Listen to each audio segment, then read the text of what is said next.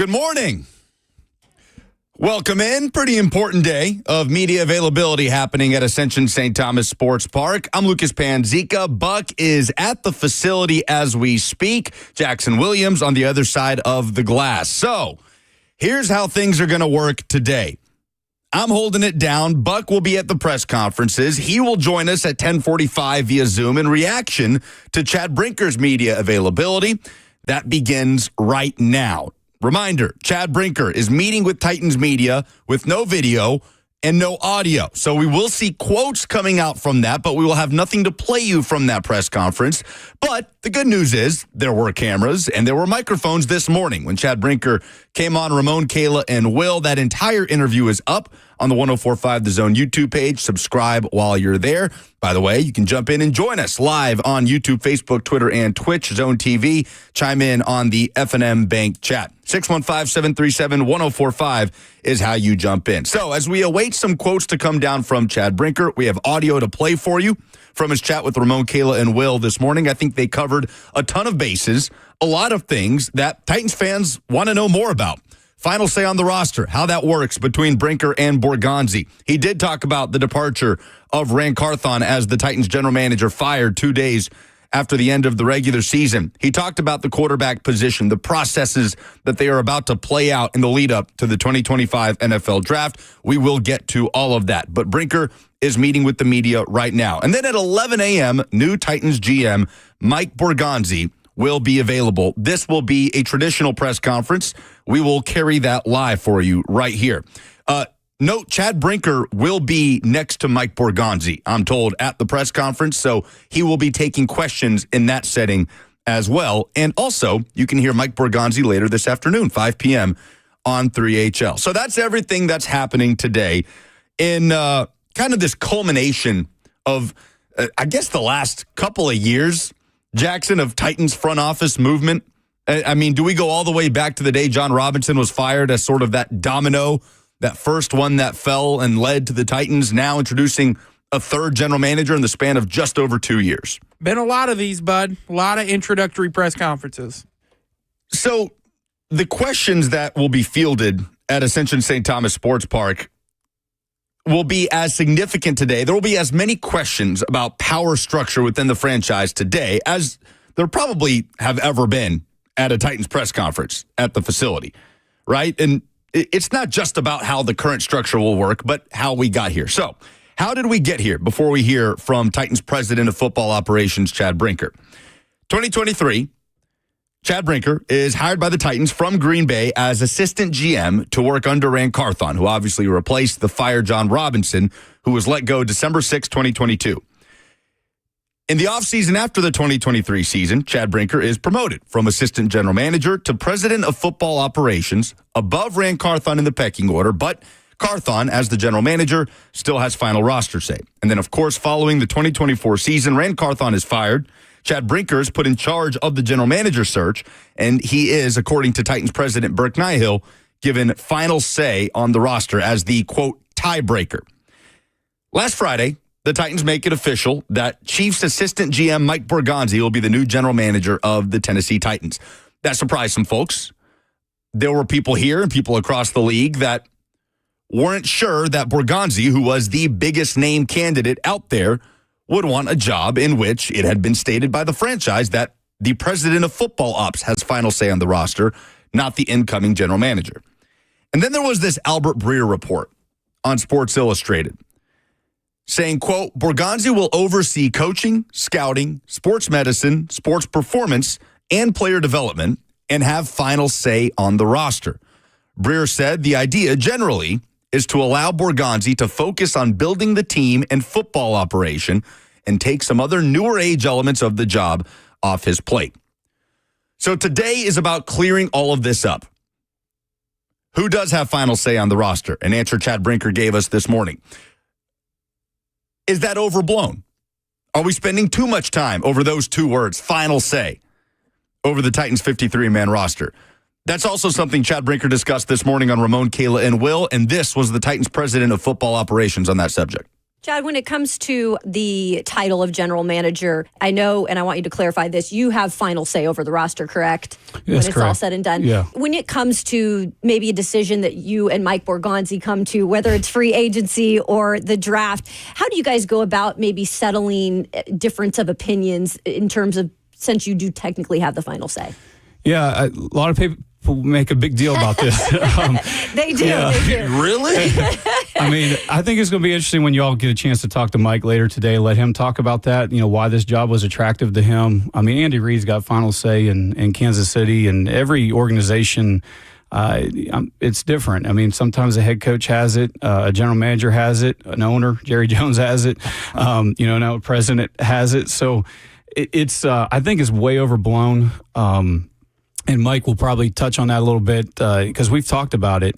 I think people think that, Mike's going to go up to the draft board and he's getting ready to pull a name tag off, and I'm going to run up there and slap his hand and say, no, we're taking this guy instead. That's not how this works. I mean, we're going to be working together through all this. Every decision that's made is going to be a we decision. Obviously head coach is going to be involved. I mean, we're going to be working on this together. I think the thing that you don't want happening, and especially what Amy doesn't want happening, is which could happen in organizations where a head coach runs up the back stairwell and the GM runs up the other side of the stairwell, and then she wanted a football executive that can handle that and manage those relationships, and we work together within the room. And one example, I talked to one of my mentors in this league, John Schneider. He went out to Seattle. He didn't have final say. Pete Carroll had it, and I asked him, how often did this actually come up? And he couldn't really remember a time where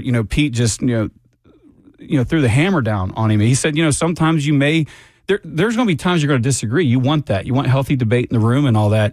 But at the end of the day, if you just simply cannot come to an agreement on whatever that particular player, well, let's go find another player that we both agree on. So there you go. Chad Brinker believes that the attention that is put on who has final say over the roster is a touch overblown, but he confirmed he will have that final say. But I think the point is you want to arrive at the same place, right? Between head coach, general manager, and president of football operations. I've brought up this example before on the show, and I am in no way going to say that putting together a radio show is anything even remotely like putting together an NFL roster. But when we prep the show, Jackson, I have final say. Well, when we prep the show, typically we end up in the same place, right? Typically, the road that we take to talk about what we're going to discuss at noon, what audio we're going to play in the 11:20 segment, how we're going to approach this giveaway, very, very, very rarely does it come down to, I want to do this, Buck wants to do this, Jackson wants to do this, right? And we're all split, and somebody has to put the hammer down and give final say, no, this is what we're doing. In fact, typically, if we are so split on a topic, on an issue, one person is adamant that we do this segment, the other is adamant that we don't, we probably won't do the segment. Yeah, I feel like it's more, if we ever do disagree on something, I feel like it's a lot of times me and you on one side and Buck on the other. But most of the time, 98% of the time, you end up arriving in the same place. We're in the same spot. And I think that's what ends up happening in these NFL front offices when you have executives that are philosophically very like-minded. So I hear what Chad Brinker is saying there, but at the same time, this is a franchise that has won 9 games in the last 2 years. This is a franchise that has had a lot of nebulous situations since the firing of John Robinson. There was a lot of clarity in the J-Rob era. J-Rob GM, Mike Vrabel head coach. We knew John Robinson was putting that team together. Was there input from Vrabel? Yes, but that was John Robinson's show. Then you have the Carthon-Vrabel duo, where there really is no clear-cut answer on who has final say. Then you have Chad Brinker, promoted to president of football operations, where he is Ran Carthon's boss, but Carthon still has final say over the roster. So we never had this clear-cut answer of, okay, well, does Chad Brinker have the power to come down and say, no, we're not going to do this if Ran Carthon has final say, but technically Carthon reports to Brinker? We didn't get that answer. So I'm not going to begrudge Titans fans for demanding a clear-cut answer on final say, even if it is a touch overblown. I think the circumstances of final say can be a touch overblown. You heard it from Brinker. Rarely is somebody walking up to the draft board and slapping a hand away and saying, no, you want to do this, I want to do this, we're going to do it my way. So I think it can work both ways here. Is it a touch overblown? Yes, I think it is a little bit. But do Titans fans have the right to know? Yes, and they do. This is as clear-cut a front office structure as the Titans have had since John Robinson was the general manager. And I think that's good from Titans fans, and it'll be interesting to hear general manager Mike Borgonzi talk about it. At 11 o'clock, we will carry that live for you on the air, and you can also watch it on 104.5 The Zone TV. Wretched on the F&M Bank chat says, why wasn't any of this asked during the interview? It was. I'd suggest you go back and watch it. It's also available on the podcast, Ramon, Kayla, and Will, and on demand on the 104.5 The Zone YouTube page. So, big day at Ascension St. Thomas Sports Park.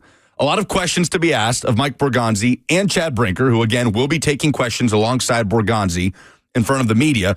Now, Jim asks, is Buck late or is Lucas solo today? Very reasonable for you to assume that Buck is late. But no, Buck is at the facility, Jim, and we are seeing some quotes start to come down from this Chad Brinker media availability that does not have audio or video.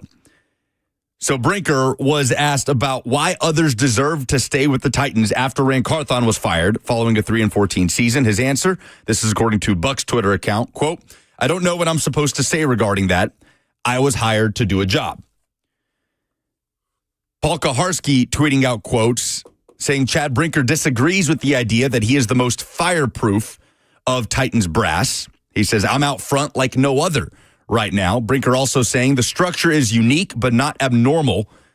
Get the GM job because outstanding at picking players. As I assume talking about Mike Borgonzi. That's how the quote is phrased. This allows Mike to focus on team, roster, and staffs. I support and take other pieces, and we work together. And again, on the question on why he deserved to stay and Ran Carthon was fired, Amy asked me to lead the search. I am an executive asked to lead, so I am doing the job.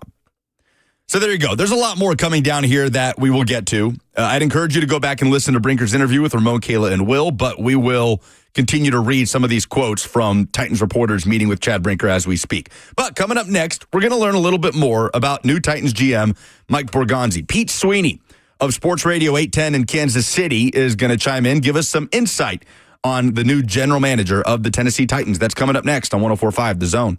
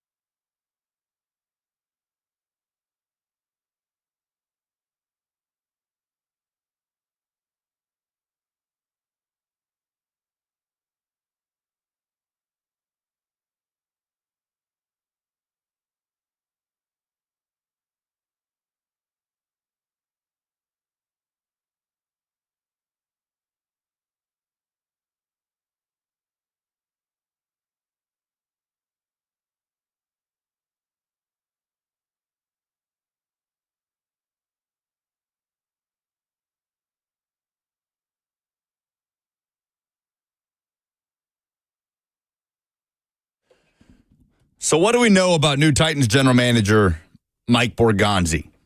Going to learn a little bit coming up here in a few minutes as Pete Sweeney will join us of Arrowhead Pride in Kansas City. You can also hear him on Sports Radio 810 in KC. He'll give us some unique perspective on Borgonzi, who's been a part of that organization since 2009. We talked about this the other day.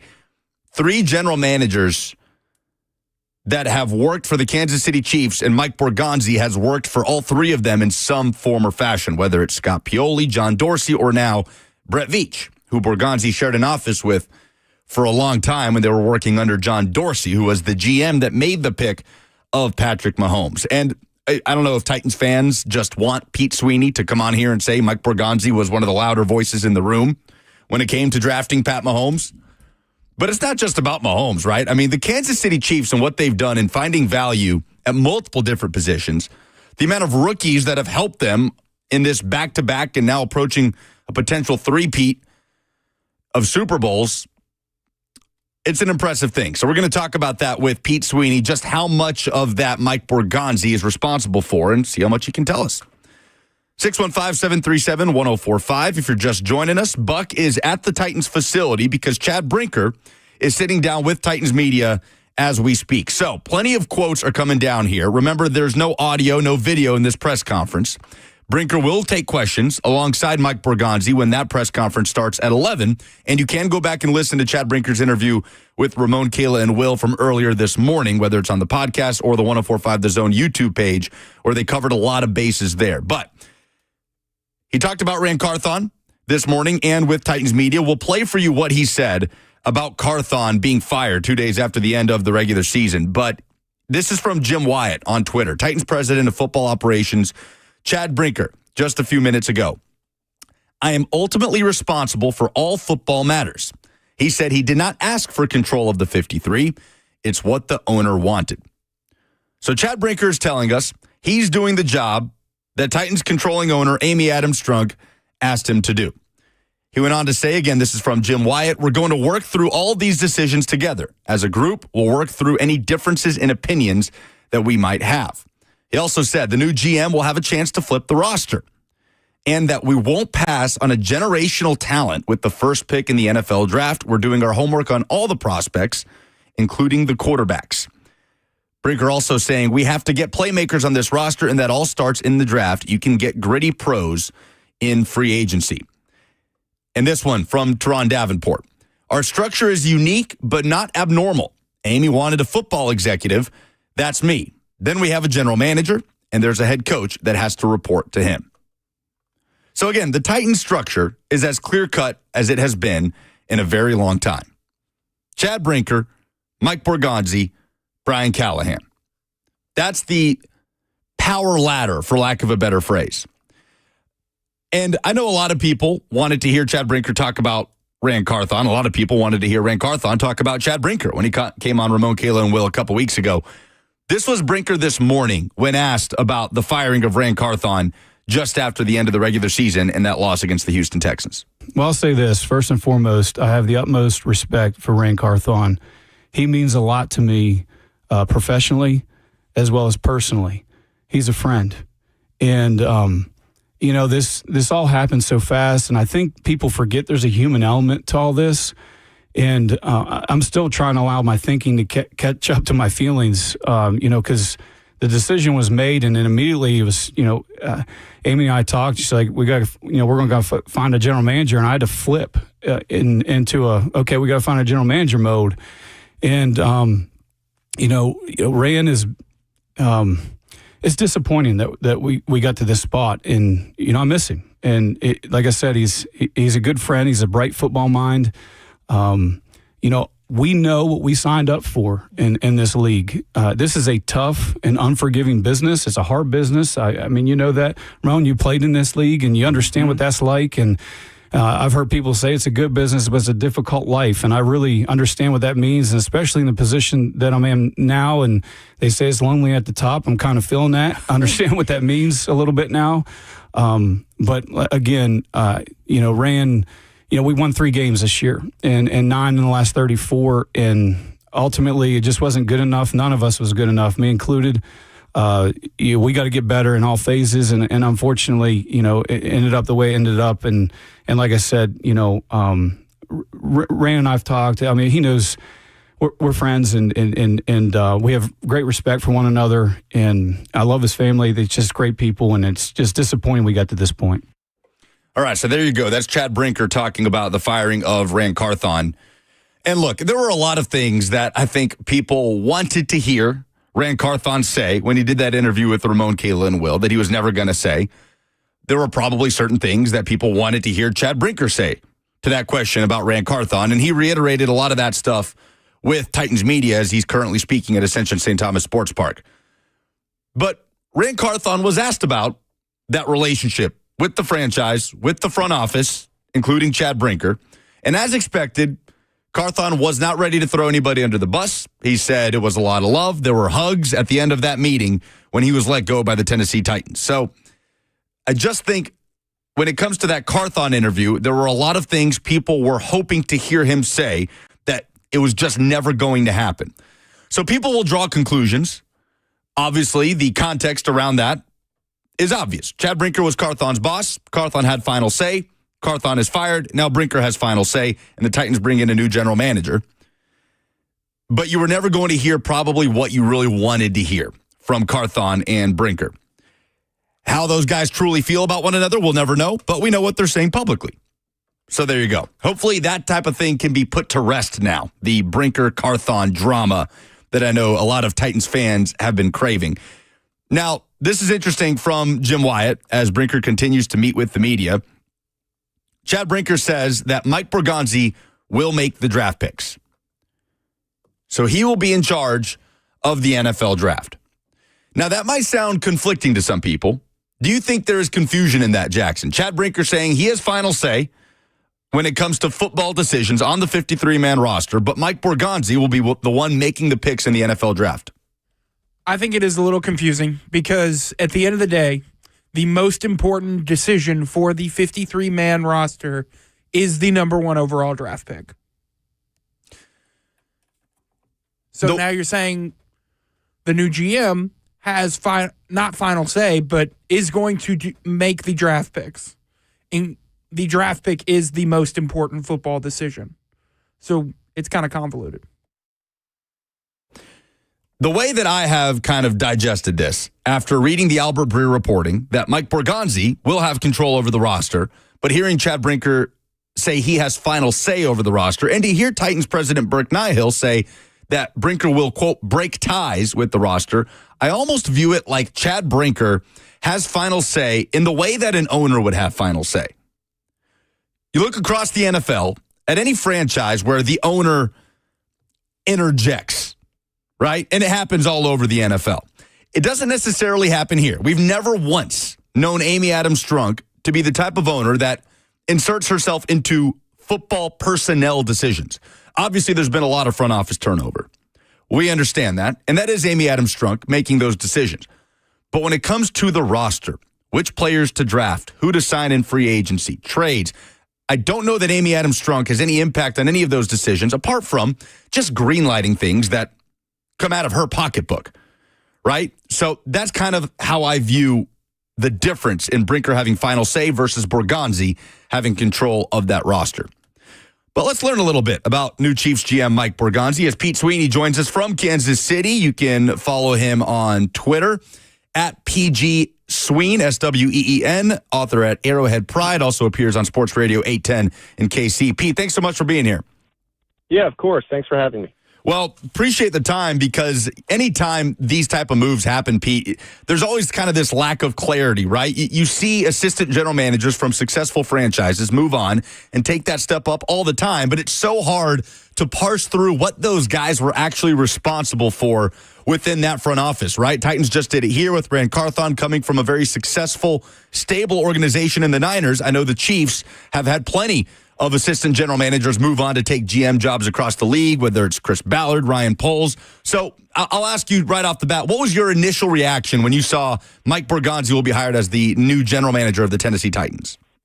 At least in these circles with Borgonzi, I feel like there's been a general feeling of people surrounding the team and really in getting to know him a little bit, myself included, that it was overdue. I actually feel that way about Kansas City coaches. Now, I know that Matt Nagy's tenure was good at the beginning, didn't go so well. I know that Doug Peterson has now fizzled out a few times, but I've been surprised, because I feel like other organizations will have success and you really see the coaches and the personnel staff members being picked apart. Now, granted, there are a couple GMs from Kansas City, Indianapolis, Chicago, now Tennessee.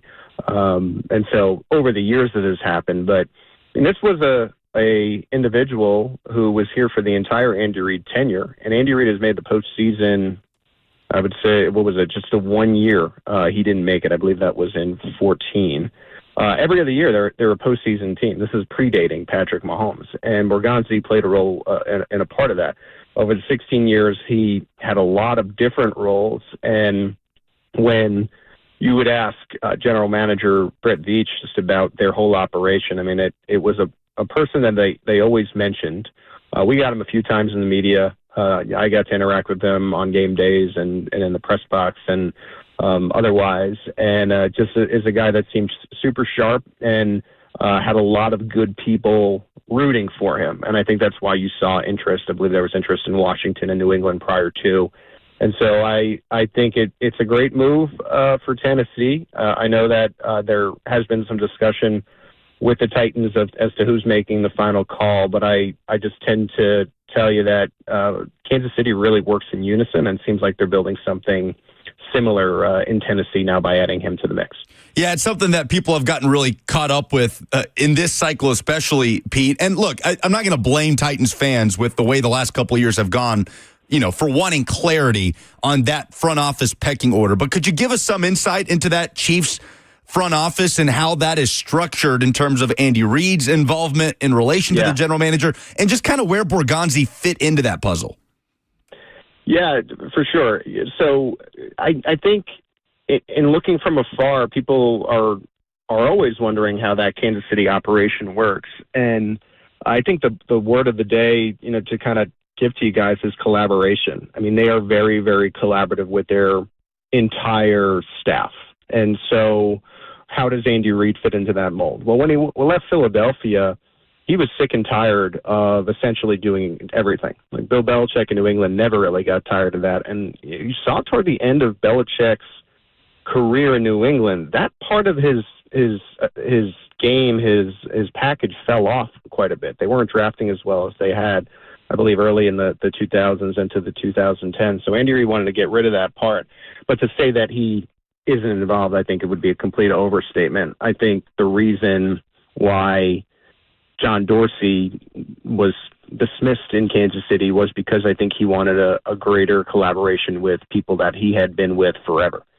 Dorsey was added to the Chiefs from the Packers organization when he came in 2013, and really Brett Veach had started as an intern for Andy Reid and really got to develop him. I liken it to The Departed with Jack Nicholson's character and how he developed someone on the inside to sort of be that person. That's like how long Andy Reid and Brett Veach go back. And so Borgonzi was a stayover from the Pioli era. Reid and his staff liked him enough to keep him aboard. And I think the nice thing about Borgonzi is that he got to work with several different GMs. I don't think that that should be overlooked. I think that's an invaluable part of it. He got to look at 3 different operations, and I think every guy has done it a little bit differently. But in the most recent iteration of this, it's been Veach and Reid. And I always say, I think Veach does all of the dirty work, all of the hard work, makes these recommendations, certainly makes some calls.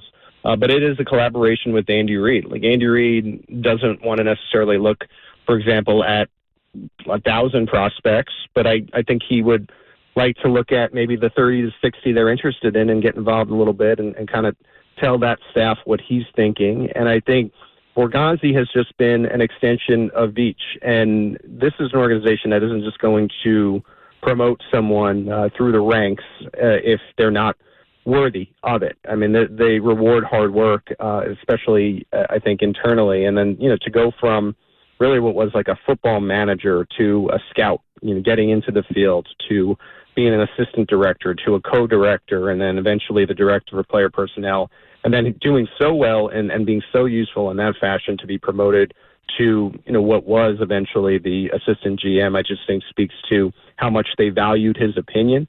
And Veach has all these meetings ahead of the draft where he allows every member of the personnel staff, as low as a scout, as high as an AGM, to weigh in if they have a particular feeling on a certain player. And so tough to really divvy up the percentage of credit if you're trying to do that by, if you're not necessarily in the room. But I would tell you that they take everyone's opinion seriously. And obviously the higher you are up in that, the more valuable, the more weight your opinion holds. Just tell us Borgonzi's the reason the Chiefs drafted Pat Mahomes, Pete. That's what people want to hear, regardless of if it's true. Please, that's what the people are begging for. Yeah, I think this was a Brett Veach thing, and I think he got everybody on board. And so the best I can tell you with that is that I don't think there was any doubting that decision. This was a decision that I felt like, from all the stories that you hear, everyone really, really felt like they believed in Pat, and not the whole NFL did. I try to remind people this sometimes. It's just unbelievable that he went 10th. He didn't go first. He didn't go second. Really, so and you can make a case that he was available to the entire NFL because you would think that you'd be able to trade with somebody in the top 10. But they had conviction on this, and I think it's important to know, it was Patrick Mahomes, but I think where the Chiefs personnel staff really, really shines is on day 3 with defensive backs. They seemingly are nails when it comes to those decisions. And what that does is it sort of trickles down into where you can spend money elsewhere. I mean, they have a safety train going, right, that went from like a Daniel Sorensen to a Tyrann Mathieu to a Justin Reed. Now they've drafted 2 guys, Brian Cook and a Jaden Hicks. Juan Thornhill was a part of that mix where, the writing's on the wall for Justin Reed, but what does that do? When you have all these defensive backs that are capable and on these rookie deals, you can pay Chris Jones. You can sign Patrick Mahomes to a mega deal. You can give your Hall of Fame tight end a raise. And I just think their process is just so thoughtful. And I think that might have been lacking with John Dorsey. Like, John Dorsey was a tremendous talent evaluator, whereas I think with the regime shift to Veach and by extension Borgonzi, they really thought about every aspect of roster building and not only are thinking about the current year, which right now is 24-25, but what does this look like in 28? And so it's blueprint building, and I think adding that mental piece to the Titans organization. I mean, it has to start with quarterback. That's going to be the first decision. But after you have that in place, which isn't an easy thing to do, I feel really good about the way that he's able to surround a team and be really strategic and smart about where to devote your funds, especially in an NFL that is driven by the salary cap. Pete Sweeney, our guest, checking in from Kansas City with some perspective on new Titans GM Mike Borgonzi. It's funny, Pete, you mentioned the collaboration word, and Titans fans' ears kind of perk up. The F&M Bank chat here on the live stream starts going crazy because Titans fans have a fatigue of that word. It's been thrown around a lot with the Vrabel-Ran Carthon duo, and it's kind of been a company line of sorts.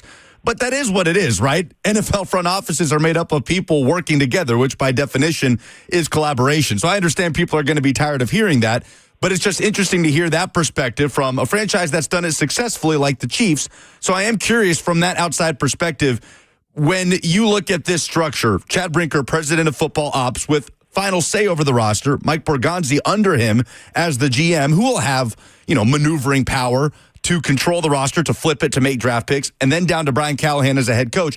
Does that power structure, do you bat an eye at that whatsoever, the way Titans fans are at the moment? I mean, not having final say is what he's done for really the past 4 years, and I think he's made an impact regardless. And I think Mike's waited a long time, and I think he got to be a more and more attractive candidate as the years have gone on. I think he, and probably shrewdly, in this, was waiting for the right opportunity just as much as wanting to get an offer, for that opportunity. And I don't think if he felt like he wasn't going to be able to make an impact, he would have taken this role. I think he was going to be really smart about his decision. I think he liked the organization. He liked the ownership. I think obviously the head coach. I mean, we'll see how that all plays out. Sometimes these GMs come and there's another down season or two, and you end up picking your head coach at that point. Ryan Poles was currently going through that. I know they just made a hire, but yeah, I think it's fine. Like I said, I think Borgonzi is going to go into it and realize like he does have weight.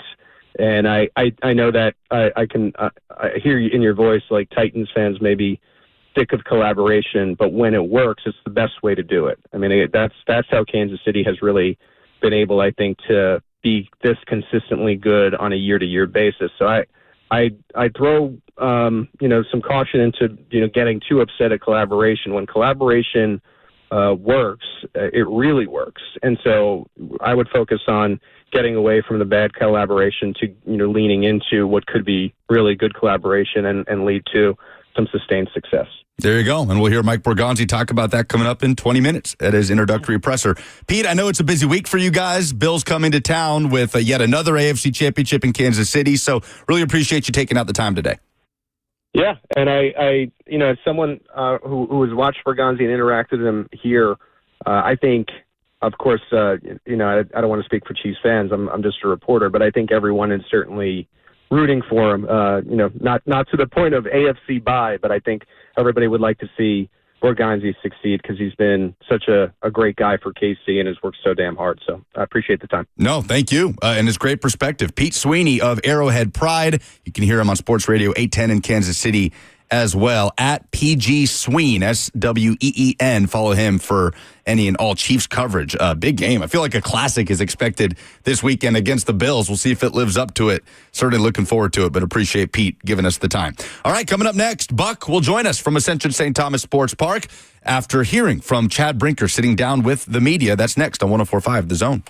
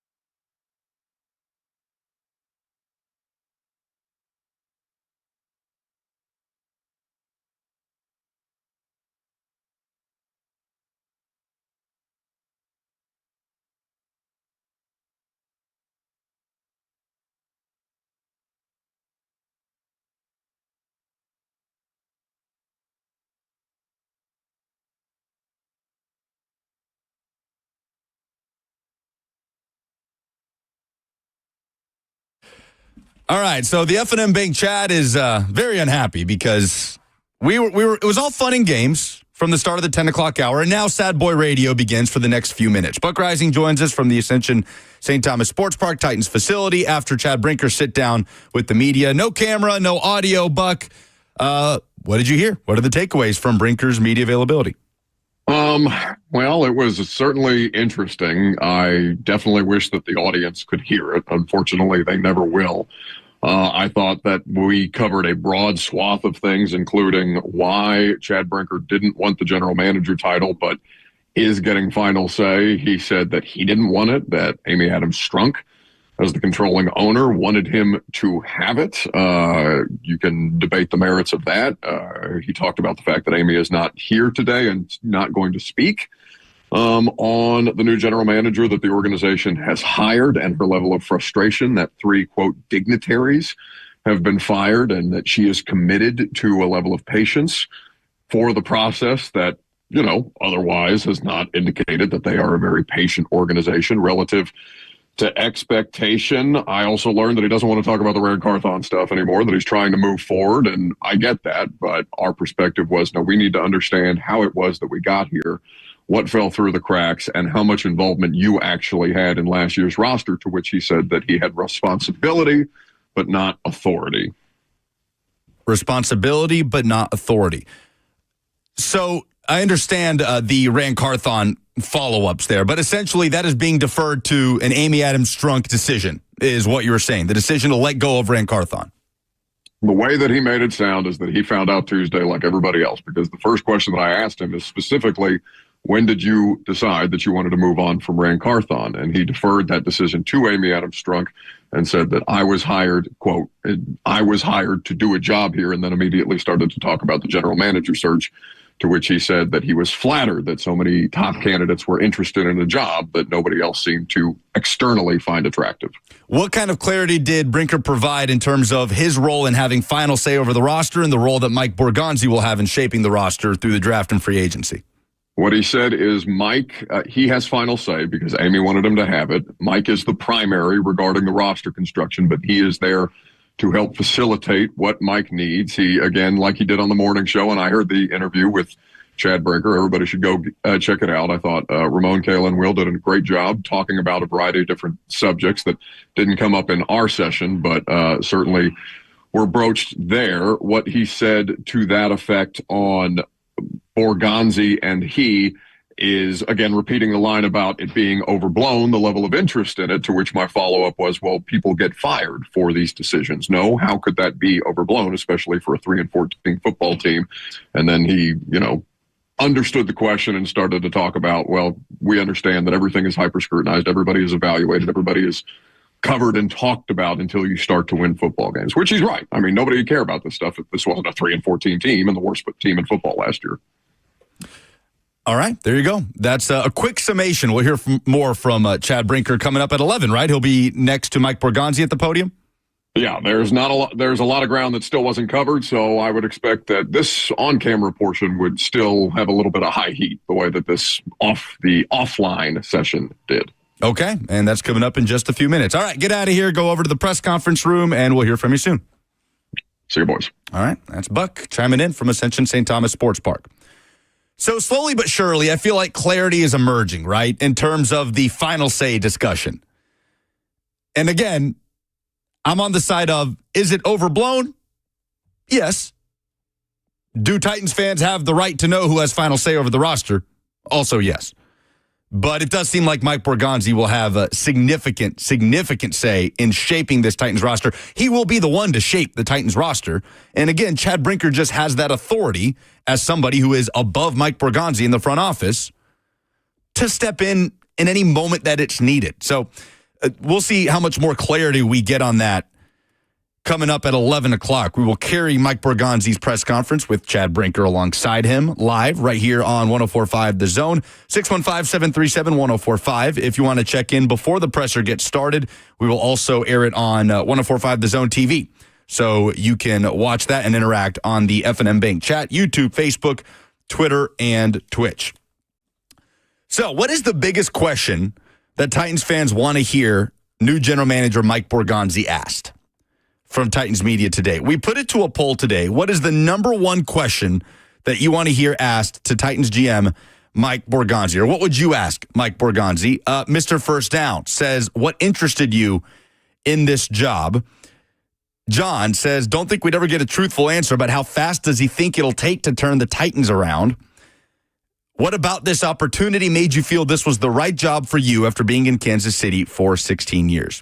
So I think that's going to be the main theme. The main line of questioning to Mike Borgonzi is going to be why this job compared to the Jets job and the Raiders job.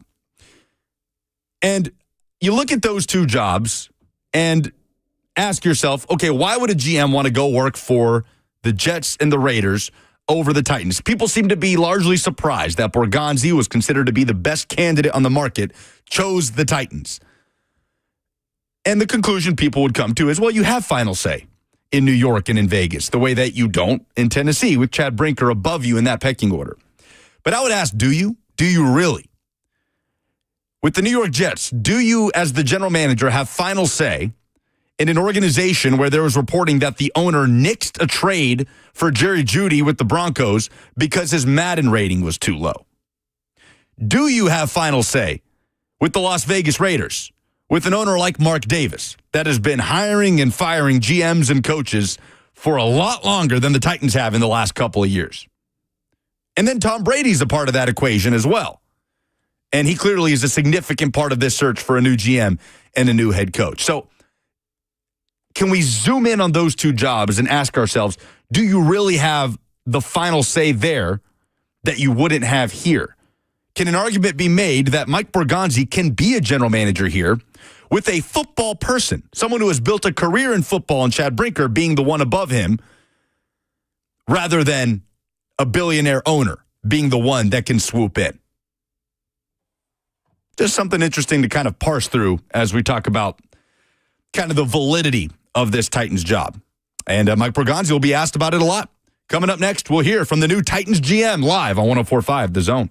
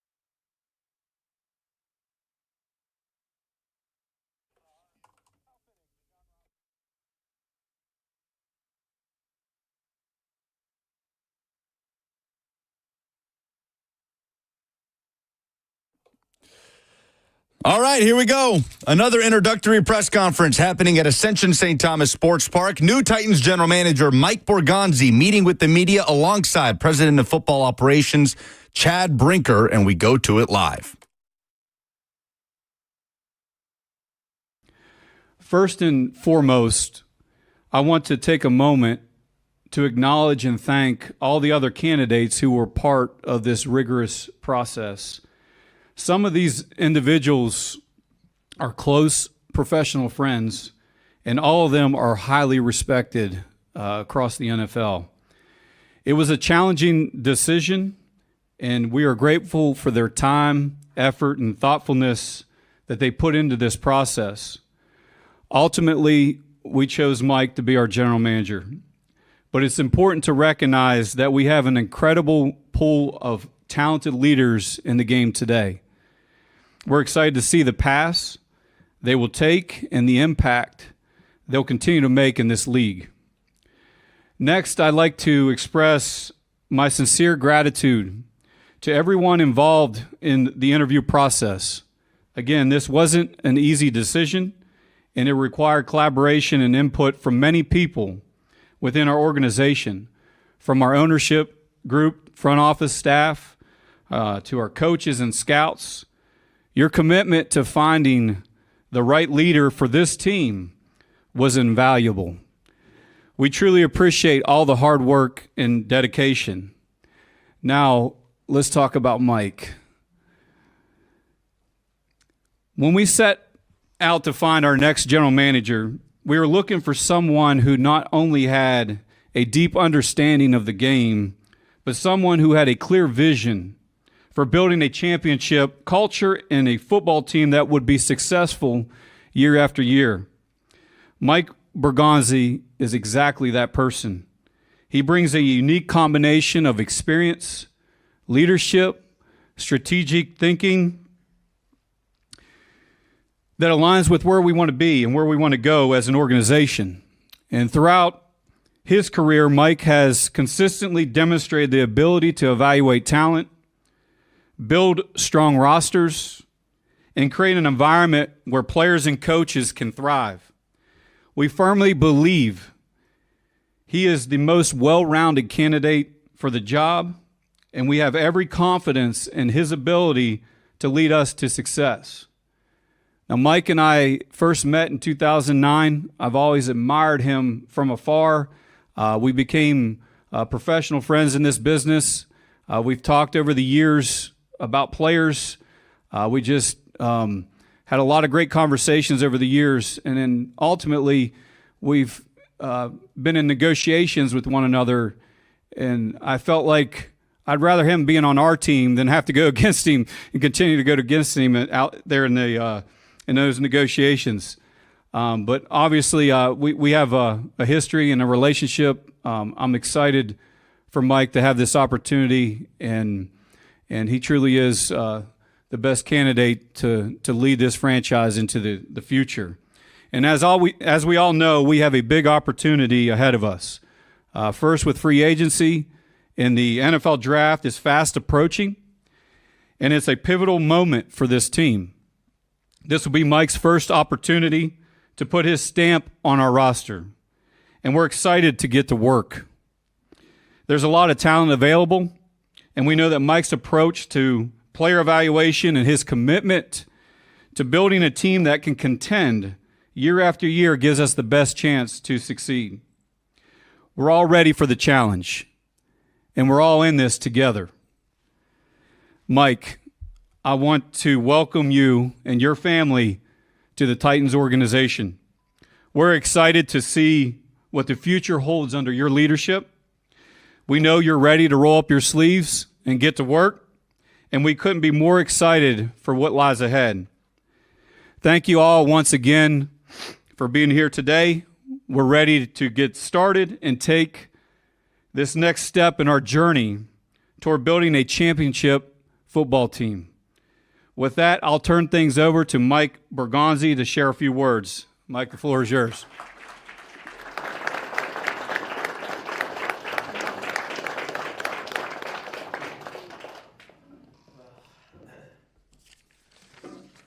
It's certainly been a whirlwind here for me and my family for the past 3 days, but we are just tremendously excited to be here today. I want to thank everybody for coming out here today. I am tremendously proud and honored to be named the next general manager of the Tennessee Titans. First and foremost, I would like to express my sincere gratitude to Amy, Kenneth, Burke, Vin, Adolfo, and Brian for entrusting me with this opportunity. It is truly a dream come true for me to be a part of the Titans family now. You know, this was a thorough process that we went through, that I went through with the search committee with a lot of great candidates. As I went through my interview last week, I remember calling my wife Jill after I left the building, and I said, you know what, I think this is the one for us. It checked a lot of boxes for us.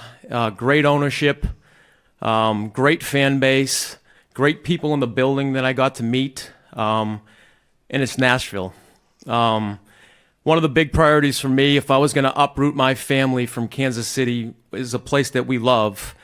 It had to be the right fit, and we feel like Nashville is the right fit for our family, and we can't wait to get into the community and start meeting everybody.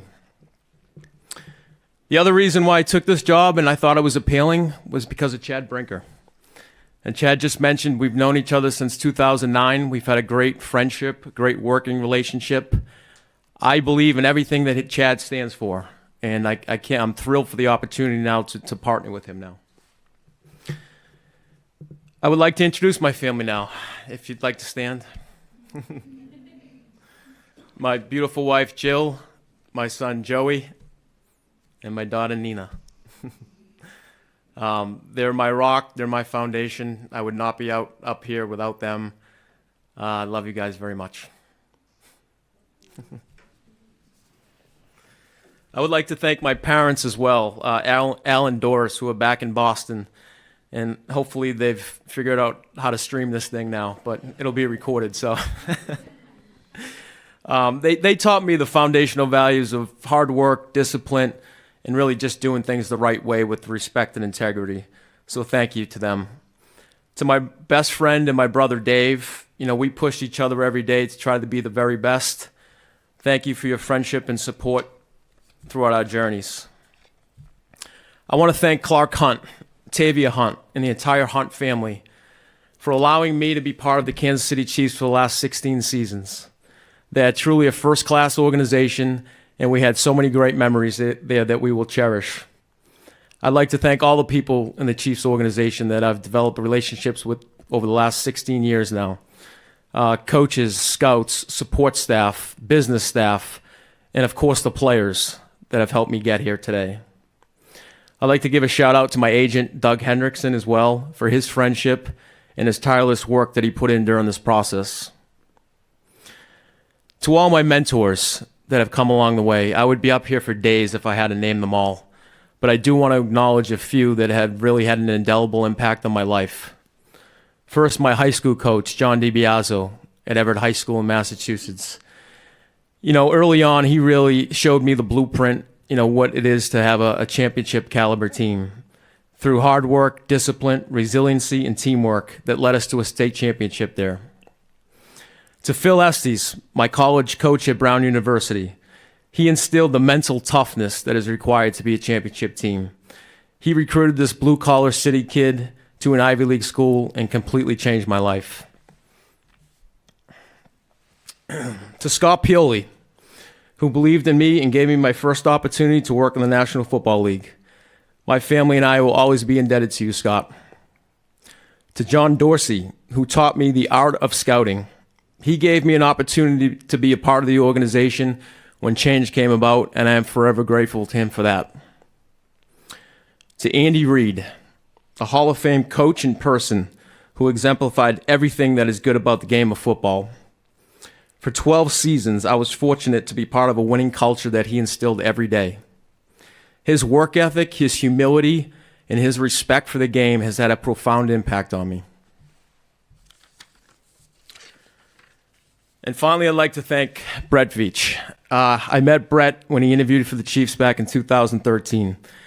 I immediately formed a bond and friendship with Brett that will last a lifetime. We pushed each other every day to reach a standard of excellence there. So who am I?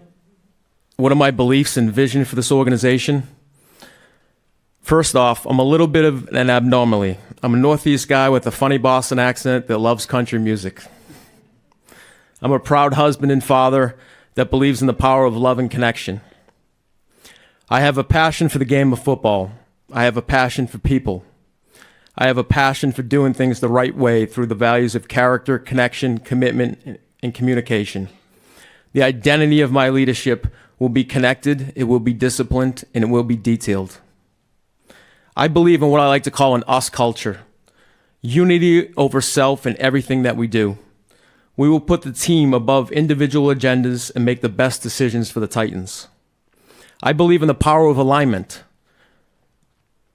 and teamwork throughout the entire organization, where ownership, management, coaching, and scouting are all rowing in the same direction. If it's not, it simply won't work.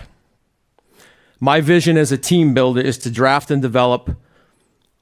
We want to build a foundation of homegrown talent and reward those players that meet our standards. We will be relentless in our pursuit of building competition throughout the roster, whether that's the draft, free agency, waiver claims, or trades.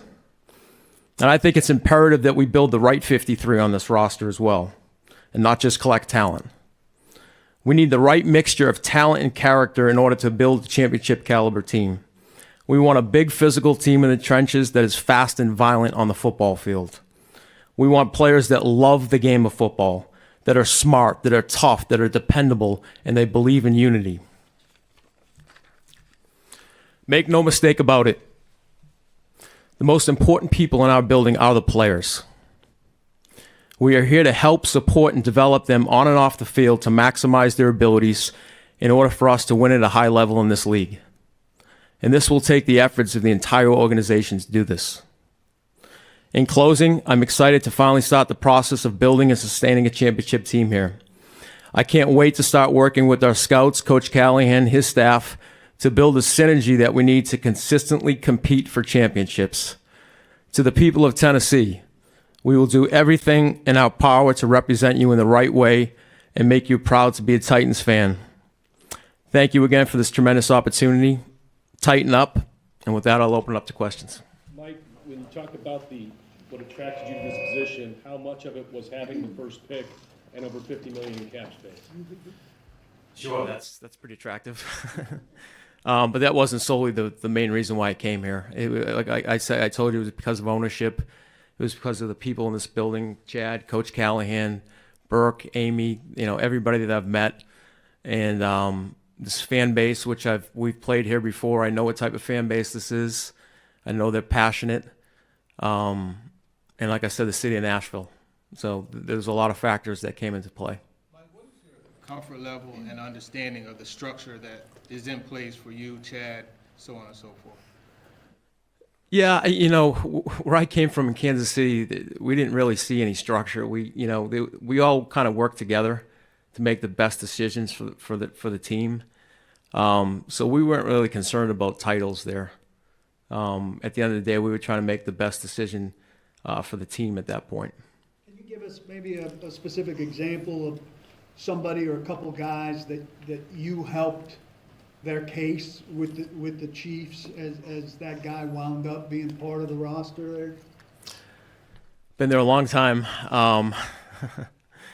This process, it starts at these all-star games. We sit in meetings. So when people say, he stood up on the table for this player or that player, we made the decisions long before the draft came.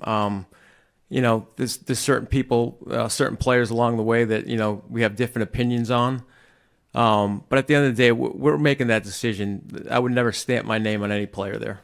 How familiar are you, Mike, I guess, with the current personnel on this team, and what's the process like in kind of making it your own?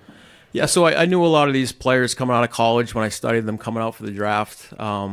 Of course, I watched a lot of them here this season before I prepped for the interview.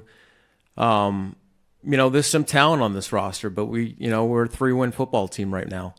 So that's not good enough. And we're going to have to look, everywhere to improve it. whether that's upgrading starters or upgrading depth. When I'll get to sit down more here with the coaches and get a better understanding of all the players. But there's some talent on this roster. We're going to have to upgrade some positions, though. Mike, one of the things that when you were with the Chiefs, they bottomed out about a decade or so ago. But beyond drafting Patrick Mahomes, obviously, what was kind of the shift in culture there that turned them around and made them a contender each year? Yeah, so 2012, we were 2-14, and we had the first pick in the draft in 2013. Andy Reid came in and he instilled a winning culture and changed a lot of the habits of everybody in the organization. We had a different process in drafting at that point. We were more collaborative, and we took to the model of drafting and developing and supplementing free agency when we did, but with the right type of guys. In 2013, it was like Mike DeVito. I don't know if you remember his name. Anthony Fasano, like just tough blue-collar guys that were great leaders for the team. And I kind of envision that the same situation here, where we're going to have to fill some holes in free agency, and we want to do it with the right type of guys. Mike, you said you didn't give much thought to the way the executive structure is kind of put together now. Why isn't that a big deal for you? Because no one really, is that working? No one really, the 53, it's not a concern. It wasn't a concern in Kansas City. That never came up. There was never a point where we're sitting in the draft room and someone overruled someone because we were taking a player that, the person with the 53 was in charge of. That never happened. We were a collaborative group. We had a cabinet of decision makers there that every move that we made in Kansas City was as a group. Coming here with Chad and knowing Chad, that's the same situation when I was working with Brett. We're going to come and make the best decisions for the team. So it never really crossed my mind. So then, follow-up, this may be a naive question. Yeah. How is this job different from your last job? Well, I'll have full authority over the free agent process and the draft, whereas Brett had most of that in Kansas City, and I was here to help and assist. And I see this as a great partnership with Chad, and he can help me along the way because he's come up as a scout, and I'm going to lean on him a lot as well.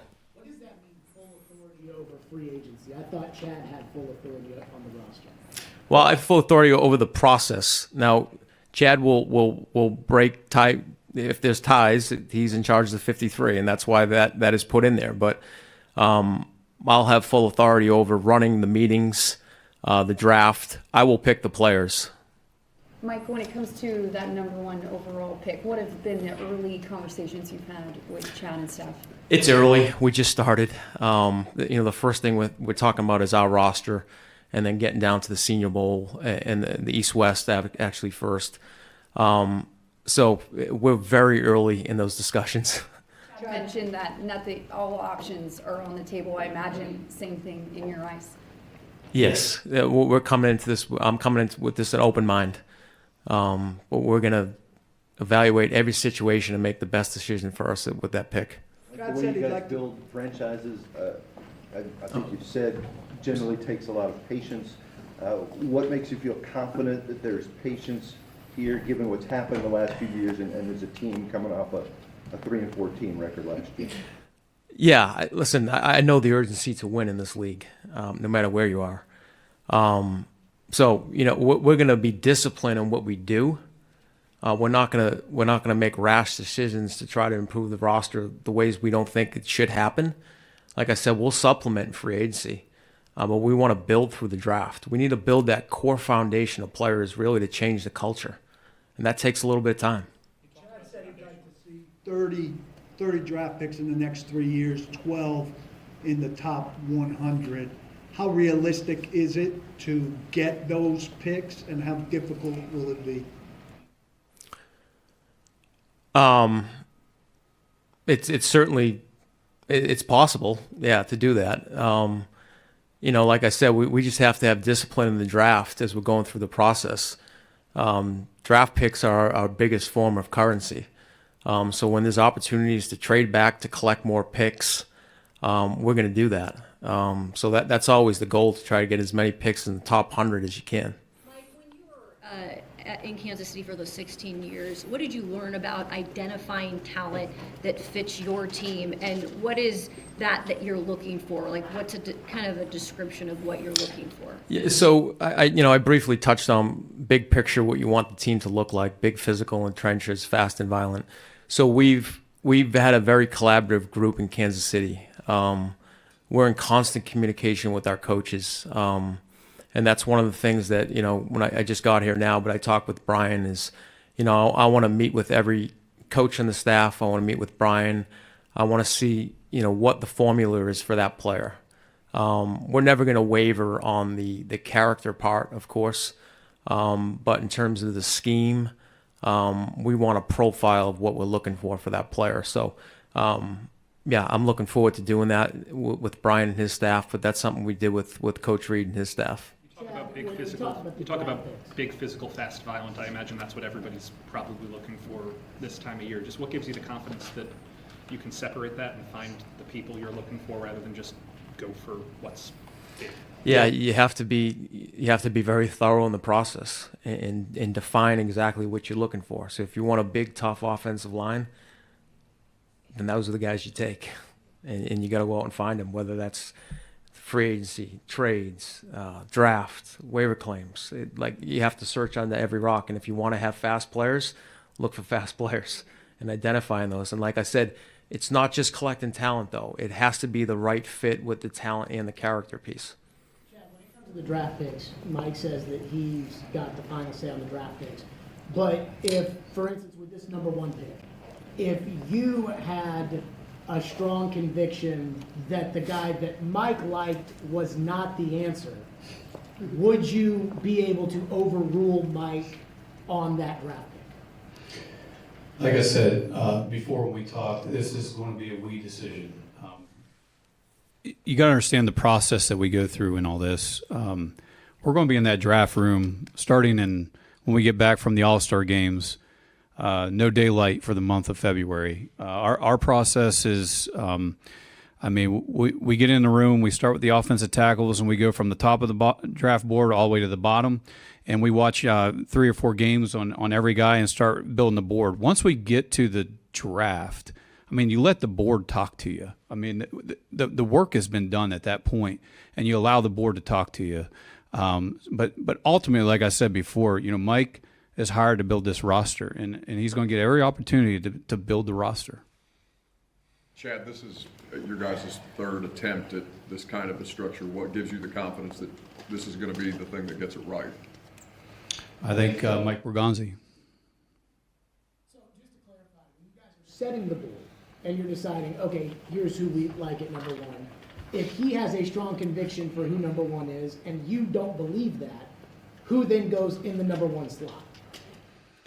We will work through that together as a team. I know what you're trying to get to. I understand the question, but that's not always how it works inside the NFL building. Mike just kind of talked about that and how the process worked with Andy Reid and Brett Veach and the group over there. It's not going to be any different here. We're all going to be involved in working through that, and we want to be in a room.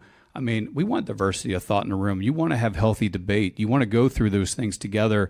And, if Mike sees something in a player that I'm not seeing, guess what I'm going to do? I'm going to go back and watch more tape on that player and vice versa. We're just trying to get to the right decision for the Tennessee Titans. And that's why I believe this partnership is going to work. We both grew up in the same system. And it's not that we're always going to think the same, but I think the process will mine that out, and we'll eventually get to that point where we agree on what we're picking, whether it's number 1 or whatever round that is. Mike, when you go through the process, Shrine Week, Senior Bowl, and you evaluate these quarterbacks, how much does getting your hands on and being able to feel them in person go into your evaluation? And then also your experience with and your input in Patrick Mahomes and drafting off of what he can do as opposed to what he has to improve upon. How much would that play into if you guys take a quarterback? Yeah, the quarterback position, you need to go in person and see that player, whether it's practice, all-star games. So that's going to be a very important part of it. and then just, sitting down, meeting with the player and have Coach Callahan, his staff, talk to him as well. As that's a big part of it. When we went through with Patrick, we identified him early. It was a rare skill set that you could see. And we took it through the process in the spring, and we brought him in the building, met with him at the combine, to really figure out really his football intelligence, which was very high. And then we had a plan for him when we drafted him. We had Alex Smith at the time, and we were disciplined with that plan. There was a lot of temptations to play him, especially, when you saw him in training camp, but we stuck to that plan. And that was part of the development of the quarterback. There was things that he needed to improve on, and we had a first-class person in Alex Smith that really took him under his wing and taught him that. So every quarterback's different in terms of the development and what they need, and that's the important part for us to figure out here in the spring. After taking this job, did you start getting calls, feeling out that number 1 pick and that viability? I think I got some feelers, yeah, some congratulatory, but yeah, keep in touch. Where do you come down on like smart and tough versus big and fast? I'm sorry, can you repeat the question? Where do you come down on like acquiring smart and tough players versus maybe fast and big? Yeah, I think we're trying to acquire both. You're trying to marry those up. The character piece is huge for us, and we were going to really rely on our area scouts that go into the schools and during the interview process to try to find out the football intelligence piece, the toughness piece, just their whole competitive spirit. The big physical tough team, the teams that win in this league, and when you get into the playoffs, it's the teams that control the line of scrimmage. So you're going to want big, physical, tough guys in there. We remade our offense, the offensive line we had in Kansas City with guys like Creed Humphrey and Trey Smith and Joe Tooney. So I think it all starts up at front. There was a year that we had a bunch of injuries to the O-line, and, we got beat pretty bad in the Super Bowl that year, and it showed. So I think that's going to be an emphasis for us to really build the fronts. Mike, some Titans fans that already are thinking that the team might not be signing free agents at all, or close to that.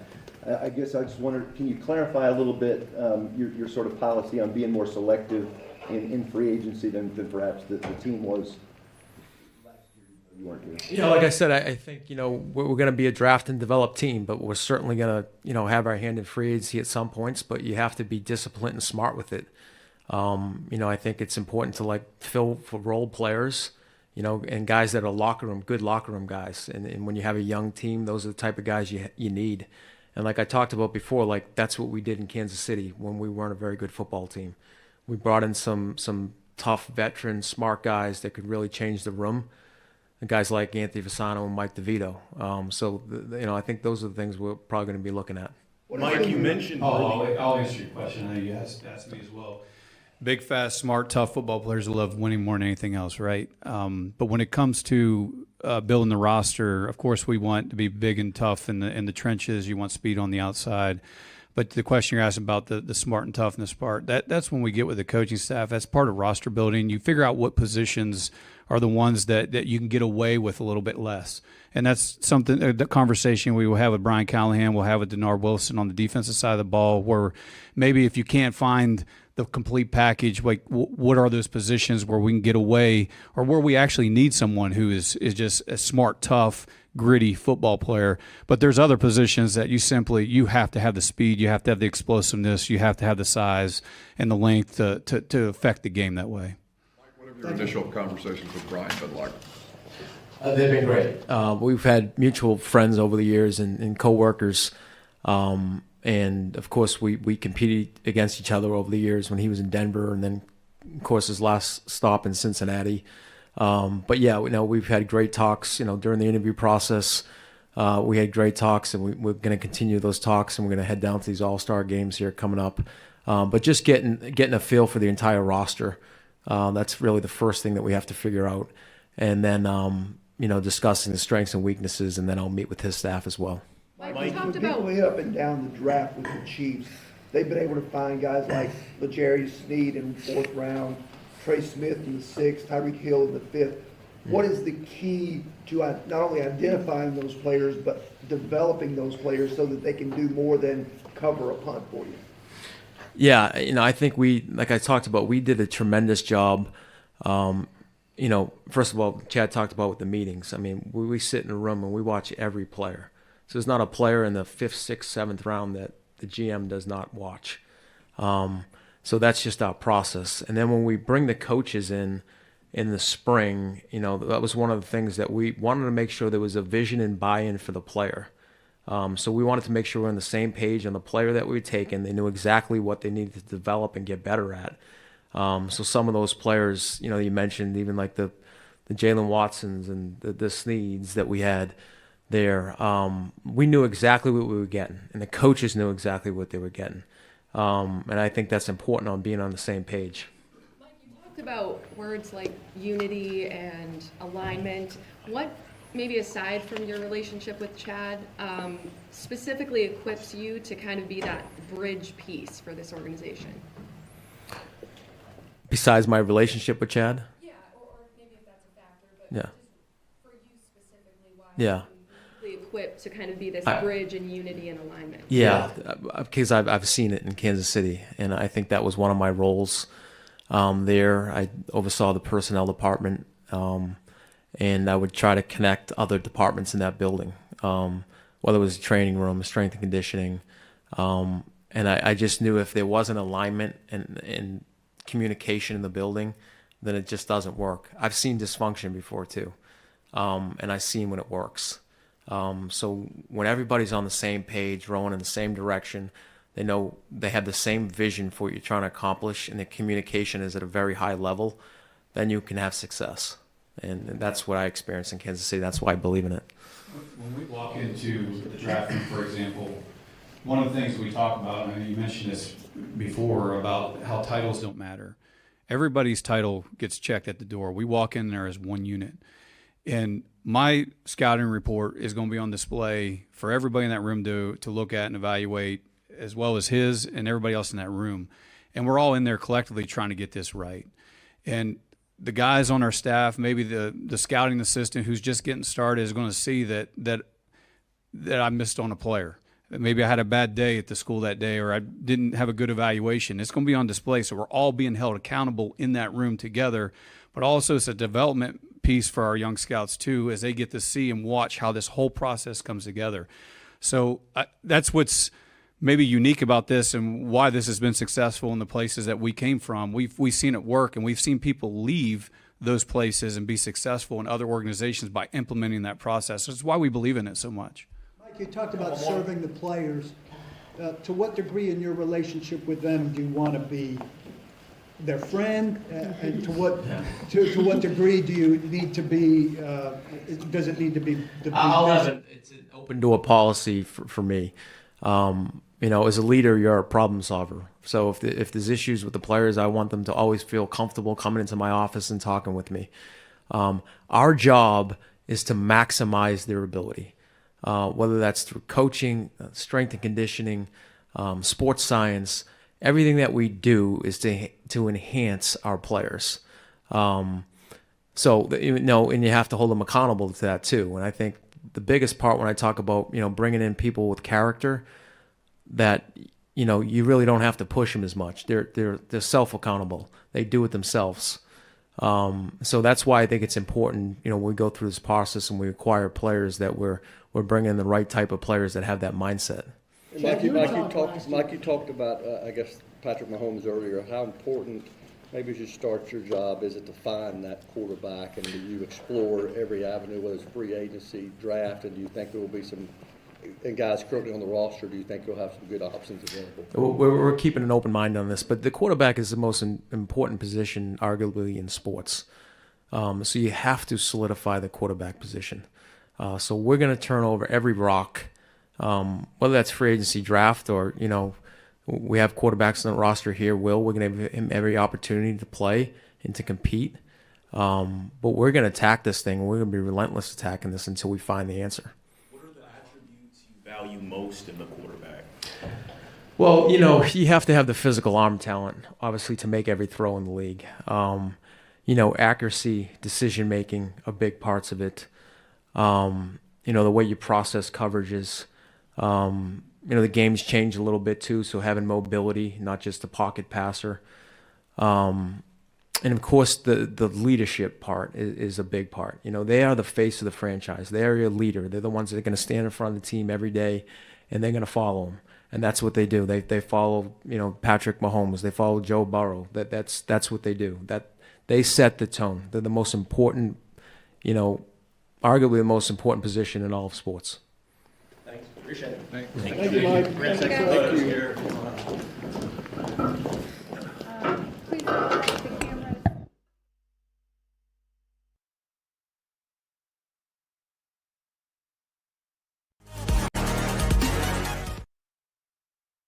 737-1045 is the number for you to chime in. Buck will make his way over to the studio shortly, but in the meantime, we'll break it all down. Coming up next on 1045, The Zone.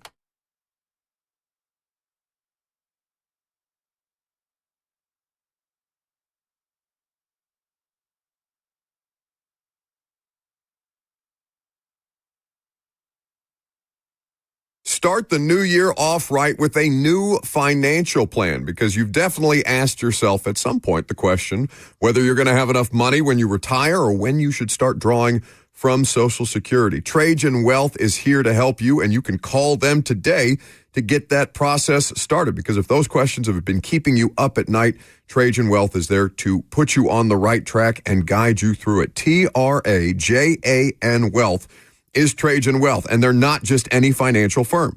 They're your partners in securing your financial future. And they're more than just a fiduciary firm. They're a family-owned, veteran-led team that puts your needs first. Let their decades of experience specializing in retirement planning and wealth management work for you.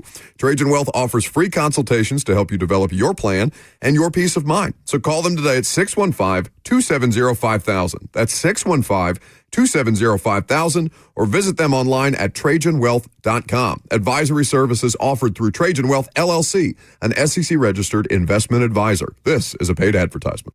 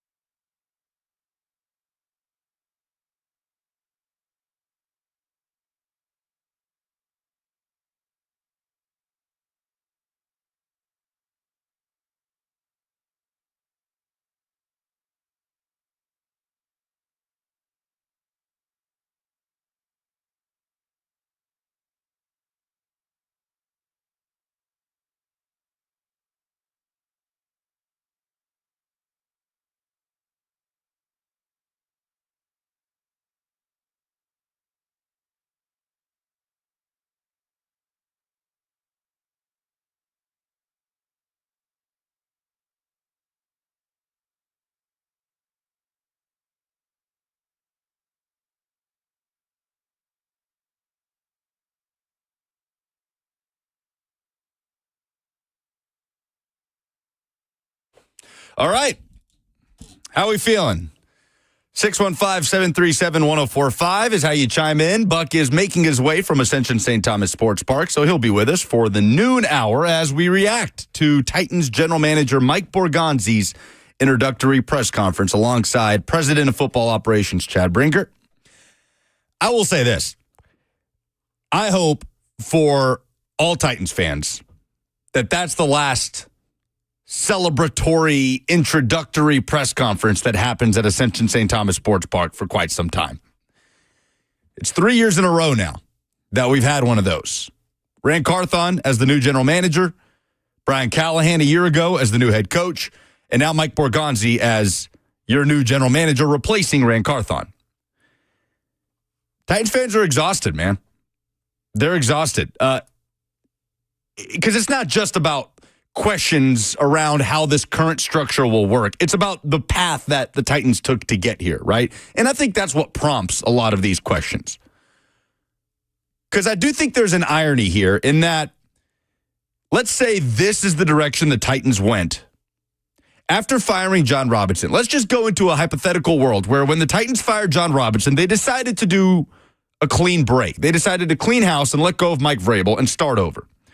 And they moved towards Chad Brinker, president of football operations, Mike Borgonzi, general manager, and Brian Callahan, head coach.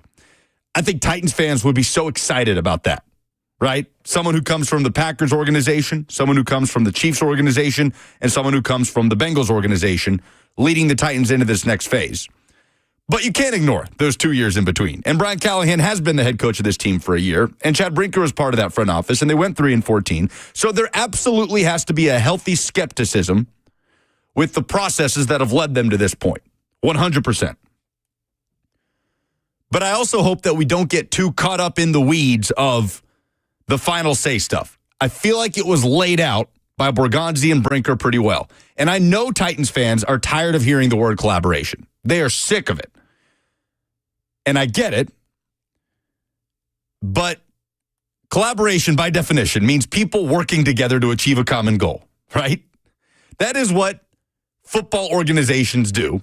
It is an unavoidable word. We can find another C word if we like. We can do that. We did that last year with the R words, right? Nobody wanted to hear the word rebuild, so we toyed around with retool and renovate, all these things. But you're going to hear the word collaboration because that's how successful organizations win. And Pete Sweeney said it well when he chimed in from Kansas City, the Chiefs reporter of Arrowhead Pride, earlier in the show. There's good collaboration and there's bad collaboration. The collaboration the Titans tried with Carthon and Vrabel did not work. The hope is that this version of collaboration between Brinker and Borgonzi and Brian Callahan as the head coach will bring in good football players, will lead to wins, and will find success. So I know that Titans have collaboration fatigue, but that's what it takes to win. And we got a little bit of clarity on the process on why Mike Borgonzi thought this was an attractive opening as a general manager for an NFL team. Jackson, where do you want to go here in terms of what we've just heard from Mike Borgonzi? I think we start with what we started the segment with, talking about the final say discussion. I think this clip definitely answers a lot of those questions. Okay, so here's Mike Borgonzi talking about having full authority over free agency and the NFL draft. Borgonzi and Brinker here, and there's a follow-up in there as well. We will work through that together as a team. I know what you're trying to get to. I understand the question, but that's not always how it works inside the NFL building. I mean, Mike just kind of talked about that, how the process worked with Andy Reid and Brett Veach and the group over there. It's not going to be any different here. I mean, we're all going to be involved in working through that, and we want to be in a room. I mean, we want diversity of thought in a room. You want to have healthy debate. You want to go through those things together. And, if Mike sees something in a player that I'm not seeing, guess what I'm going to do? I'm going to go back and watch more tape on that player and vice versa. We're just trying to get to the right decision for the Tennessee Titans. And that's why I believe this partnership is going to work. We both grew up in the same system. And it's not that we're always going to think the same, but I think the process will mine that out, and we'll eventually get to that point where we agree on what we're picking, whether it's number one or whatever round that is. All right, so that's Chad Brinker when asked about a scenario where he can overrule Mike Borgonzi. The goal is to arrive at the same place. And I promise you, the Titans are not going to be walking into the draft room on day one of the NFL draft in Green Bay with the number one overall pick and kind of clapping their hands together saying, all right, boys, who we taking?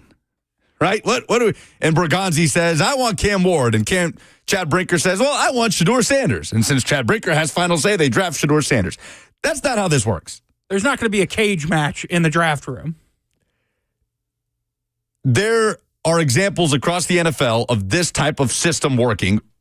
Not necessarily president of football ops, general manager, head coach, but in the case of the Chiefs, head coach and Andy Reid, who has final say on that roster. The final say that we talk about in the context of the power Chad Brinker holds to break those ties, Andy Reid has that in Kansas City. Kyle Shanahan has that in San Francisco. But there is also a team of front office executives that help them get to that place. Now, what the Titans don't have is benefit of the doubt, right? It's easy to say, well, the Chiefs have that, and it works, and they've won championships with it, and they're looking for a third Super Bowl in a row.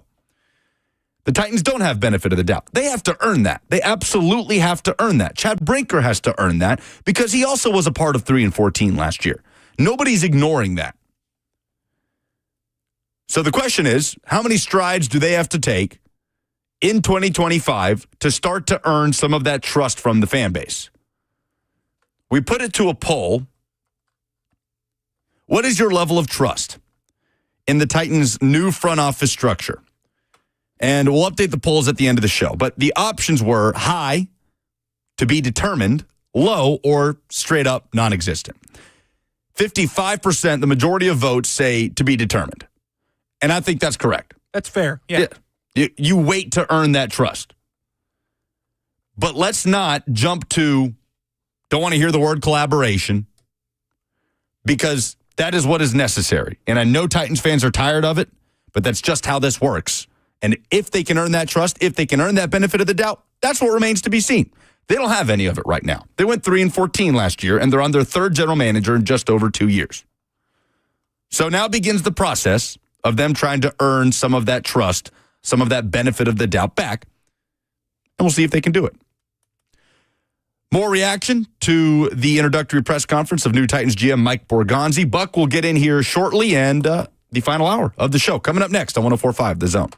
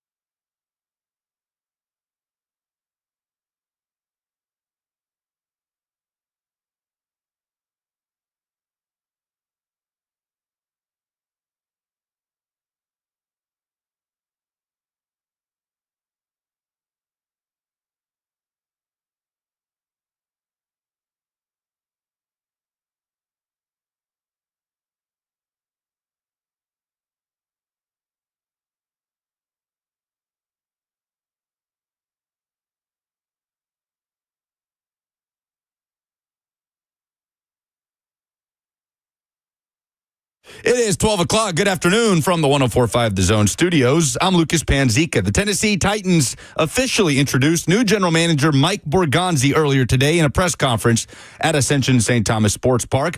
Borgonzi was asked about the attractiveness of the open Titans GM position and if it had anything to do with the number 1 overall pick. Sure, that's pretty attractive. But that wasn't solely the main reason why I came here. Like I said, I told you it was because of ownership. It was because of the people in this building, Chad, Coach Callahan, Burke, Amy, everybody that I've met. And this fan base, which we've played here before. I know what type of fan base this is. I know they're passionate. And like I said, the city of Nashville. So there's a lot of factors that came into play. That is new Titans GM Mike Borgonzi. College hoops, yesterday, 6th-ranked Tennessee bounced back with a home win over Mississippi State, 68-56. They improved to 18-2. Vanderbilt was routed at Alabama, 103-87, and Belmont fell at home to Bradley, 89-77. The Nashville Predators won a 4th straight game Tuesday with a dramatic comeback win over the Sharks. The Preds trailed 5-1 after the midway point of the second, but rallied to win 7-5 with 7 different goal scorers. For all your foundation repairs and waterproofing needs, visit USSTN.com. Breaking news at once on your home for the Titans and Vols. This is 104.5 The Zone.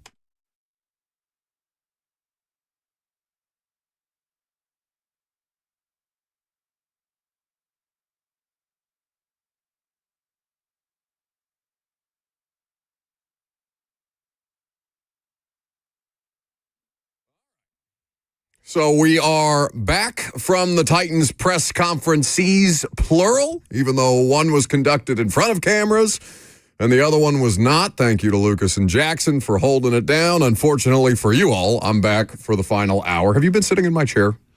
I didn't want to. I came over here. Nobody believes that. That's like Chad Brinker saying that he didn't want final say on the roster. Amy Adams Strunk wanted him to have it. I came over here, was setting up I didn't shop. want to sit in your chair. I didn't want to have the main seat. I didn't want to be running the show. That's right. My Amy Adams Strunk in this case was Robert Walsh, who said, no, get over in that chair. You can have eye contact with Jackson. The background looks a little bit better. And I said, fine.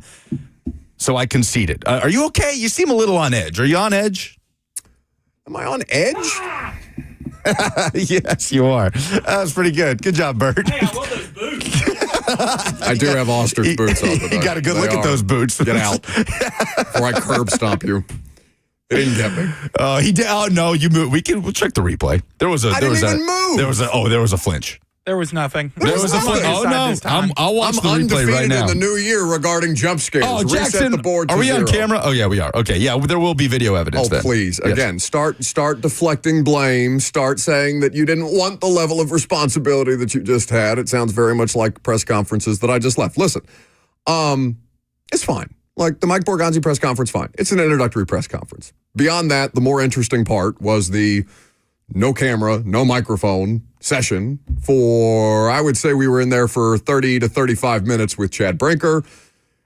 It was a lot more pointed questions asked. Now listen, for the fans, it's about the GM today. But I do think that there is a level of digging in here that's going to be had on the structure of things. One of the things that Chad Brinker ended his earlier media session with was, do we all understand what everybody's roles are within the organization at this point? And I guess, yeah, a little more, but still, these are things that matter. I'm not interested in hearing, well, it's overblown, to be completely honest with you. If it was overblown, people wouldn't get fired for them, okay? So these things do matter. They matter to you. They matter to us. I get that Mike Borgonzi just said something to the effect of, well, you leave your titles at the door, okay, until somebody needs to pull rank. That happens in these rooms far more often than you may be led to believe. Titles do matter as far as the direction that you are being given based on the roles that fall under your specific responsibility. In fact, Ran Carthon just had the goalposts moved on him to that very same effect. So what is my reaction to the introductory press conference of the Titans general manager with Chad Brinker? To their credit, they stood there, they took the questions.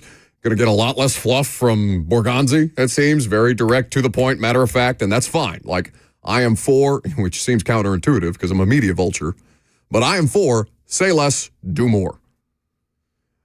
Because one of my questions in the open setting was, well, Chad, you've had now 3 cracks at this. This is the 3rd time we've done a press conference like this in the last 3 years for a head coach or a general manager. Why? The Titans have had 3 cracks at this. Chad Brinker has had 3 cracks. This is his 3rd. He was there under Ran Carthon. He was not there for the introductory press conference, but I see what you're saying. Yeah, he was hired as the assistant GM, yeah. Because what he continued to reiterate to us this morning was the structure hasn't changed. It's just the people. Okay, 3rd attempt in this structure to get it right. Why is it going to get right this time? And he simply answered Mike Borgonzi, and that's fine. And I don't doubt that he believes that. But that's not enough for people who are watching 3-14 football. They understand that. They believe they have upgraded at the general manager position. I believe that they have upgraded. Yeah, I mean, if you put... No, I'm not questioning that. Sure, if you put Ran Carthon as a GM candidate before he was hired by the Titans, next to Mike Borgonzi as a candidate before he's hired by the Titans, Borgonzi is the better candidate, right? He has been there a longer amount of time. He has a more senior position within the Chiefs than Carthon had within the 49ers. So, yeah, they feel like they've upgraded at the general manager spot. To the point about final say being overblown, I agree with you. Titans fans have a right to know who has final say because the last 2 years, they've known anything but. Like, they have a right to know who has the final say, who is the tiebreaker on this roster. I think the overblown portion is the misconception people have of the processes that take place in these rooms. And that's fine because you can't possibly know. I don't know all of the things that go down in these rooms, even though I talk to people who are in these rooms on a daily basis. Like, unless you see it for yourself, unless you've worked in these experiences for years upon years, you couldn't possibly know the full scale of what it is, the undertaking of constructing a 53-man roster. I understand that. But funny for me to cape up on behalf of what they owe fans because, I'm always pretty clear about the distinction between me and fans. You are a fan. We get it. Okay. Go on. That's fine. Well, again, I would say you don't want me as a fan of this team because I would be a hell of a lot tougher on them than I am right now when I'm trying to hold the line, for lack of a better term. But they owe fans a great deal more after the last 3 years, even if they are convinced that they are going to get this right. And they may well be justified. And they can give people like me double middle fingers, Bud Adams style, if they want to, if they win their first game. But they better win another game after that and another game after that before people are going to have any level of confidence in what it is that they've put in place. You should not trust them until they give you a reason to. Just because there's new faces and be like, okay, but it's going to work this time. Scouts honor. Right. No, okay. absolutely. That's fine. Talked about that right before you got here. I don't doubt that you believe that, but I don't believe that. Because you've spent 3 years wasting everybody's time. Benefit of the doubt has not been earned, and it's not earned in the NFL until there is proof of concept, until the wins come along. Like, that's the case for any NFL organization, especially one that's seen as much turnover as this one has in the last 2 years. You're right about that. Like, there is nothing concrete for Titans fans to have full blind trust that this is going to work. You can have confidence and be excited about it. That's okay, because Mike Borgonzi was a good general manager candidate. He is being looked at as a good hire across the NFL. People in Kansas City, Pete Sweeney said to me earlier today, it was overdue, that he's surprised Borgonzi wasn't named a GM 2 years ago. I found a video of Peter Schrager on NFL Network in 2021 talking about him as one of the hottest GM candidates coming up and as one of the secret weapons in Kansas City. And that was 4 years ago at this point. So you can be excited, but you are right.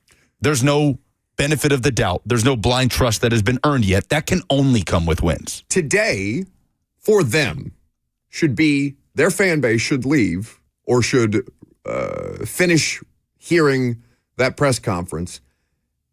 And the goal for them should be fans are excited about the direction that we are heading in as an organization.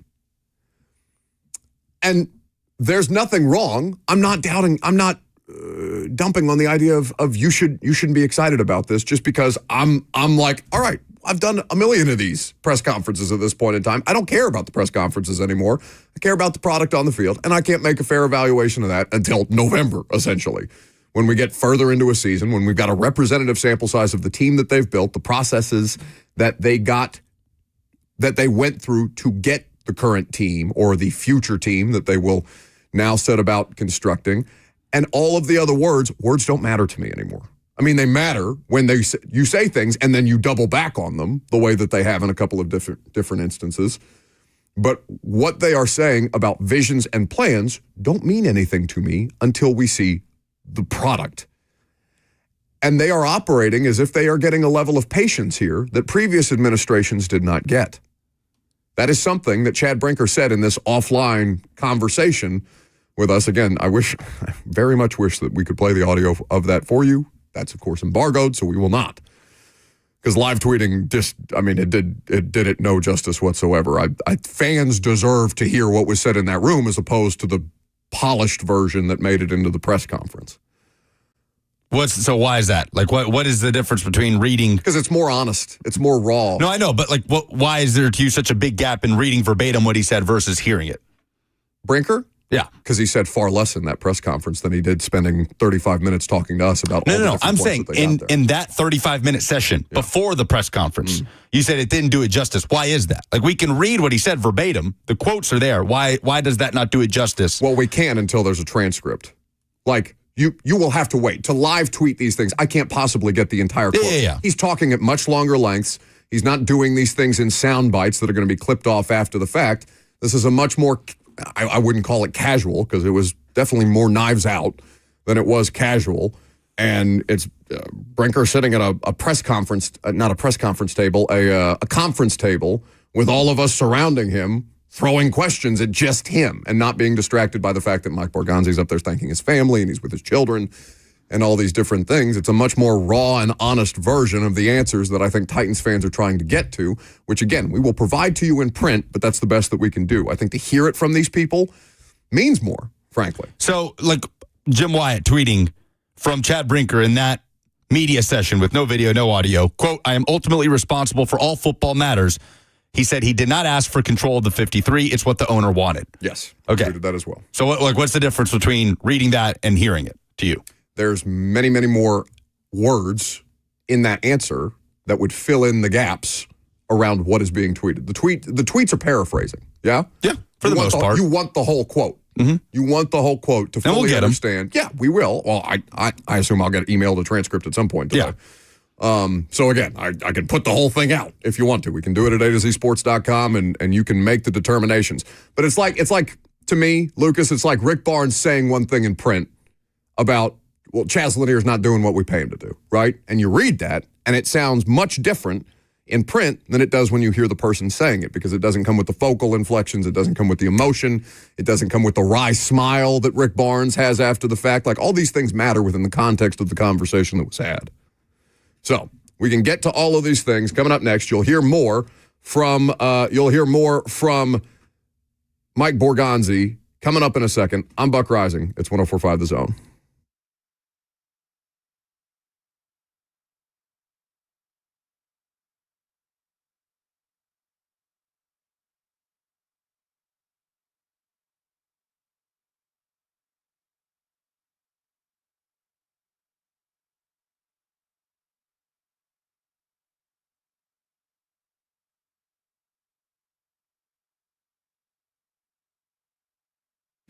The Tennessee Men's Clinic is here to help you like they've helped so many other guys for over a decade plus here in Middle Tennessee from their two locations, both Franklin and in Midtown. If you're somebody who's dealing with erectile dysfunction, the Tennessee Men's Clinic can get you right, because sometimes if you're dealing with ED, you may start taking pills, and those pills may stop working after a while. The Tennessee Men's Clinic is there to help you clear up any misconceptions that you might have about what's going on in your body and find a specific treatment plan for you that makes the most sense. They're the premier men's group with 10 plus years of experience in ED, testosterone replacement, and male performance. So give them a call today at 615-450-1489. That's 615-450-1489. Or go online to make an appointment today at TennesseeMen'sClinic.com.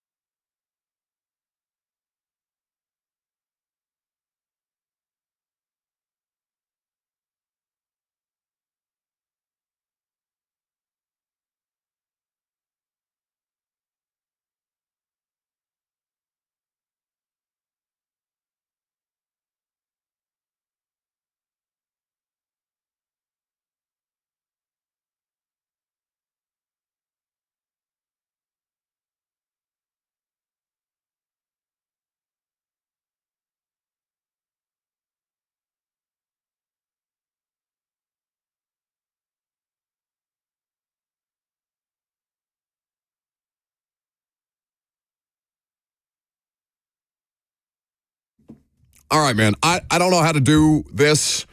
Well, unfortunately, we have had to do one of these before where there is an on-air or an incident that has happened while we were on air in the middle of us talking about, sports things. There is a shooting incident that is currently under investigation at Antioch High School. This is from Metro Nashville Police Department's Twitter account. 3 people have been wounded, including the suspect who shot himself. The reunification site for parents, 3754 Murfreesboro Pike. Buses will be taking students there. We don't have information right now on casualties. There have been no casualties reported. No casualties reported. But they have said the person responsible for the shooting is no longer a threat. Metro Schools. Indicating that he has shot himself, whether that was a fatal situation. We are still awaiting that. 3 students, again, we've done one of these. This happened, a year ago? 2 years ago with Covenant? While we were on the air? A couple years, yeah. And we immediately pivoted to doing the entire show about keeping people updated about the Covenant shooting. I feel obligated to do that again. Yeah, as information comes down, we'll provide it. Metro Schools, the official Metro Schools Twitter account is tweeting out information, and the account says they will be gathering students in the auditorium. We'll provide information on reunification as soon as possible. You just read the Unification Center for Parents, 3754 Murfreesboro Pike. It is still an active crime scene and investigation. So Metro Schools working with Metro Nashville Police Department to provide further updates as they become available. So we will do the same. Okay, here. Buses will take students from Antioch High School to Ascension St. Thomas Hospital as they are released from the scene by Metro Police. So the Reunification Center, 3754 Murfreesboro Pike, is at Ascension St. Thomas Hospital. So they're busing students there as they are released from the scene by Metro Police, and that's where they are asking parents to go. The reunification site, Ascension St. Thomas. They are saying, please do not go to Antioch High School. We're just going to keep you updated with the most information. Obviously, Metro Nashville tweeted it initially 19 minutes ago. I have 43 minutes ago from Metro Schools. Okay. I'm just going to read this entire thread if you don't mind. Announcement, Antioch High School is on lockdown 44 minutes ago now, due to shots being fired inside the school building. Metro Police are on the scene. The person responsible for the shooting is no longer a threat. We will be gathering students in the auditorium and will provide information on reunification as soon as possible. It's an active crime scene and investigation. We will work with the Metro Nashville Police Department to provide further updates as they become available.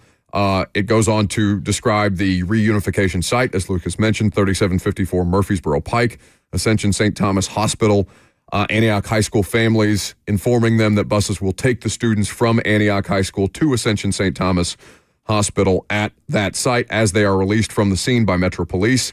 They are asking parents to go to the reunification site, and as Lucas mentioned, please do not go to Antioch High School. Again, no fatalities reported as of now. The most information that we have is that 3 students are hurt. The shooter is no longer a threat, and that the shooter has shot himself. Whether or not that was a fatal wound has yet to be determined. An additional update from 5 minutes ago. That's the one that we just read. So, according to Channel 4, the shooting happened in the school cafeteria at Antioch High, but the situation is, as you said, contained at this point. These things happen all over the country. They are very specific to our country. I'm not here to do the spiel. I didn't do it last time. I'm not going to do it this time. But that we have to pivot. One, it's our responsibility to pivot. Those of you within the sound of our voices, if you have students at Antioch High School, we hope we will continue to keep you updated on the latest as the information becomes available. I'm sure Blaine and Zach and 3HL will continue to do so as new information becomes available. But we can't do show now. It's for what? I'm going to go on a rant about the Titans general manager, what I liked and didn't like about what he had to say today. No, the focus is on the community. first and foremost. So, unfortunately, we have experience with this. I mean, I wonder how many people in the United States of America haven't had some element of their lives touched by one of these incidents at this point in time. Lucas, two of this scale, I know that the Covenant one, by the time all the information was had and all the fatalities were then reported, the scale of that one, the visceral nature of that one, I mean, with dead children, dead school administrators, we don't have that yet, and I don't want to obviously get ahead of myself on any of this stuff, but I have a microphone in front of my face. I can't tell you that I'm at a loss for words about how to handle these things at this point. But we will continue to give you the latest information as it becomes available, and we'll do our best to continue to find the latest information. If we have to pivot directly to WSMV's news coverage, we do have that ability. Jackson, if that's on the board, potentially, I think that might be. Well, I think a press conference is getting ready to start from Metro Nashville Police. It seems to be there's a kind of a microphone set up with officers standing by. So, yes, if we do hear from Metro Nashville Police, we'll go to it. I think it's important to note, right now that the number is just 3 students injured, no fatalities, and the hope is that that number doesn't increase. Maddie Nolan of Fox Nashville reported that the student went into the cafeteria and shot 2 students before turning the gun on themselves. So it is being reported that it is a student that was the shooter? Yes. According to Maddie Nolan, a student went into the cafeteria at Antioch High, shot 2 other students before turning the gun on themselves. No reporting has been done on the shooter, if it's a male or female student, grade, any of that stuff. And, updates will just continue to come in as we get them. But, the hope is that number of 3 students injured does not rise and that the number of fatalities remains at 0, which it is currently at. And that's as much as we know. Metro Nashville Police Department 51 seconds ago put out this tweet. Parents needing information regarding reunification can call 615-401-1712. Again, that number for parents needing information regarding reunification with their students if you have a student attending Antioch High School at the location that they will take them to, 3754 Murfreesboro Pike. That number again is 615-401-1712. All students will be taken by bus to 3754 Murfreesboro Pike, including car riders. Media staging is at the MAPCO, 3800 Murfreesboro Pike. I guess that's not necessarily relevant to the audience. But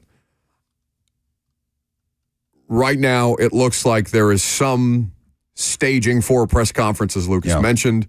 It looks to be many concerned parties. I'm not sure if we're being shown the hospital right now and a side-by-side shot of the reunification site, it would seem, from WSMV. We do not have visuals. Concerned parents, family members, it seems, on the phone as they try and get with the students as quickly as possible.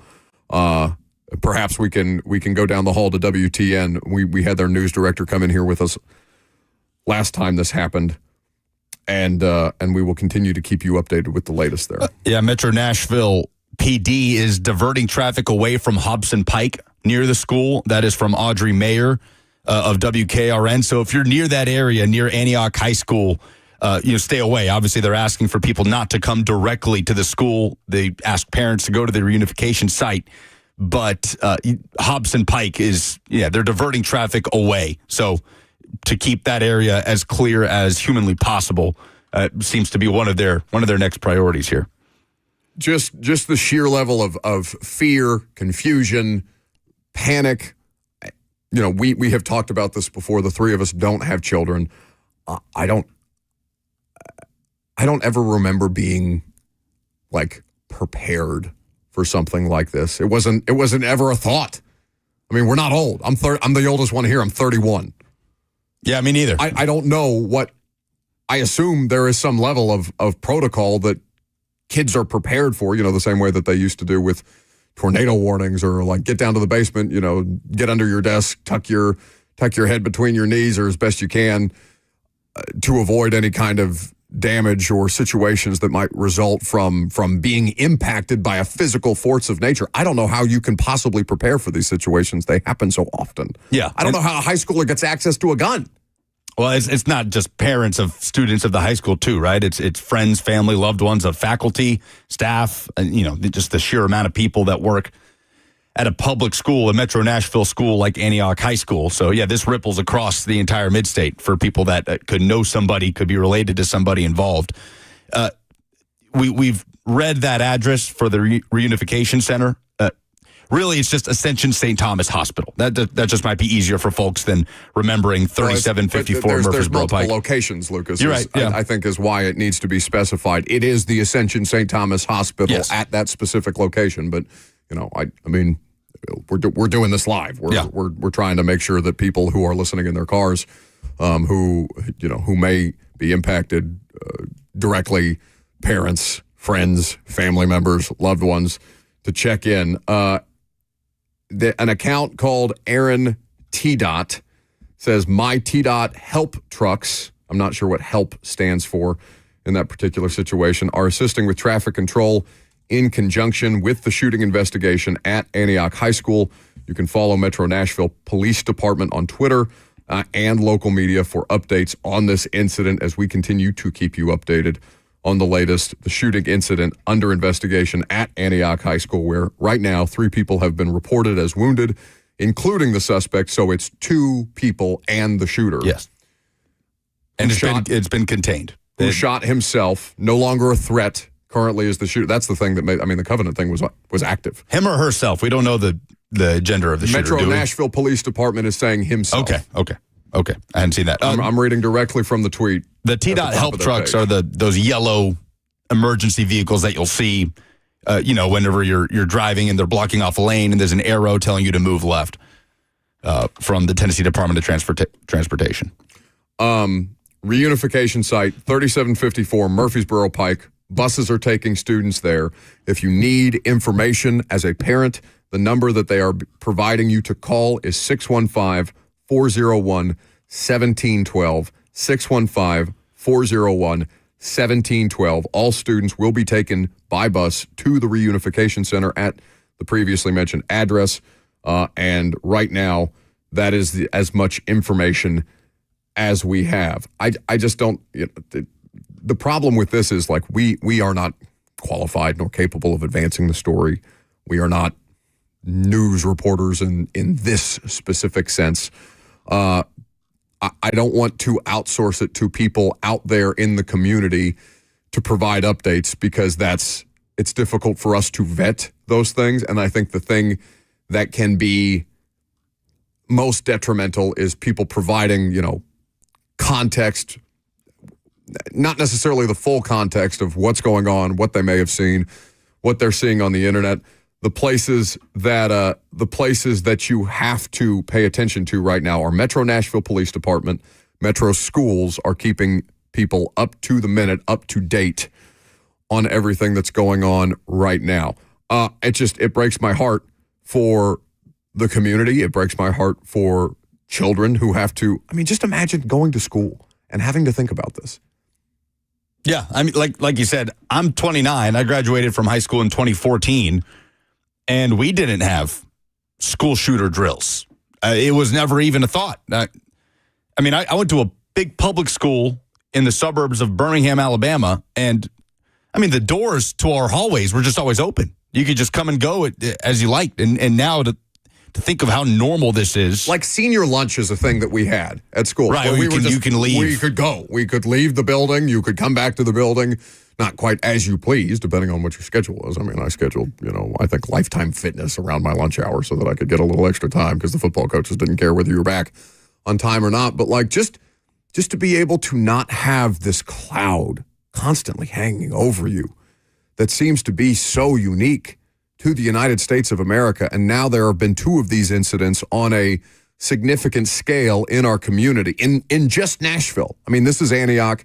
The last one was in Green Hills 2 years ago. We were on the air covering it at the time. I don't remember that. Like, I know that there is audio evidence that we did a show that day, but like, I don't remember what we did. I just remember being completely flustered by it, trying to continue to read the most relevant information to people on a regular basis. I remember it being one of the worst days of my life, and that it pales in comparison to what people that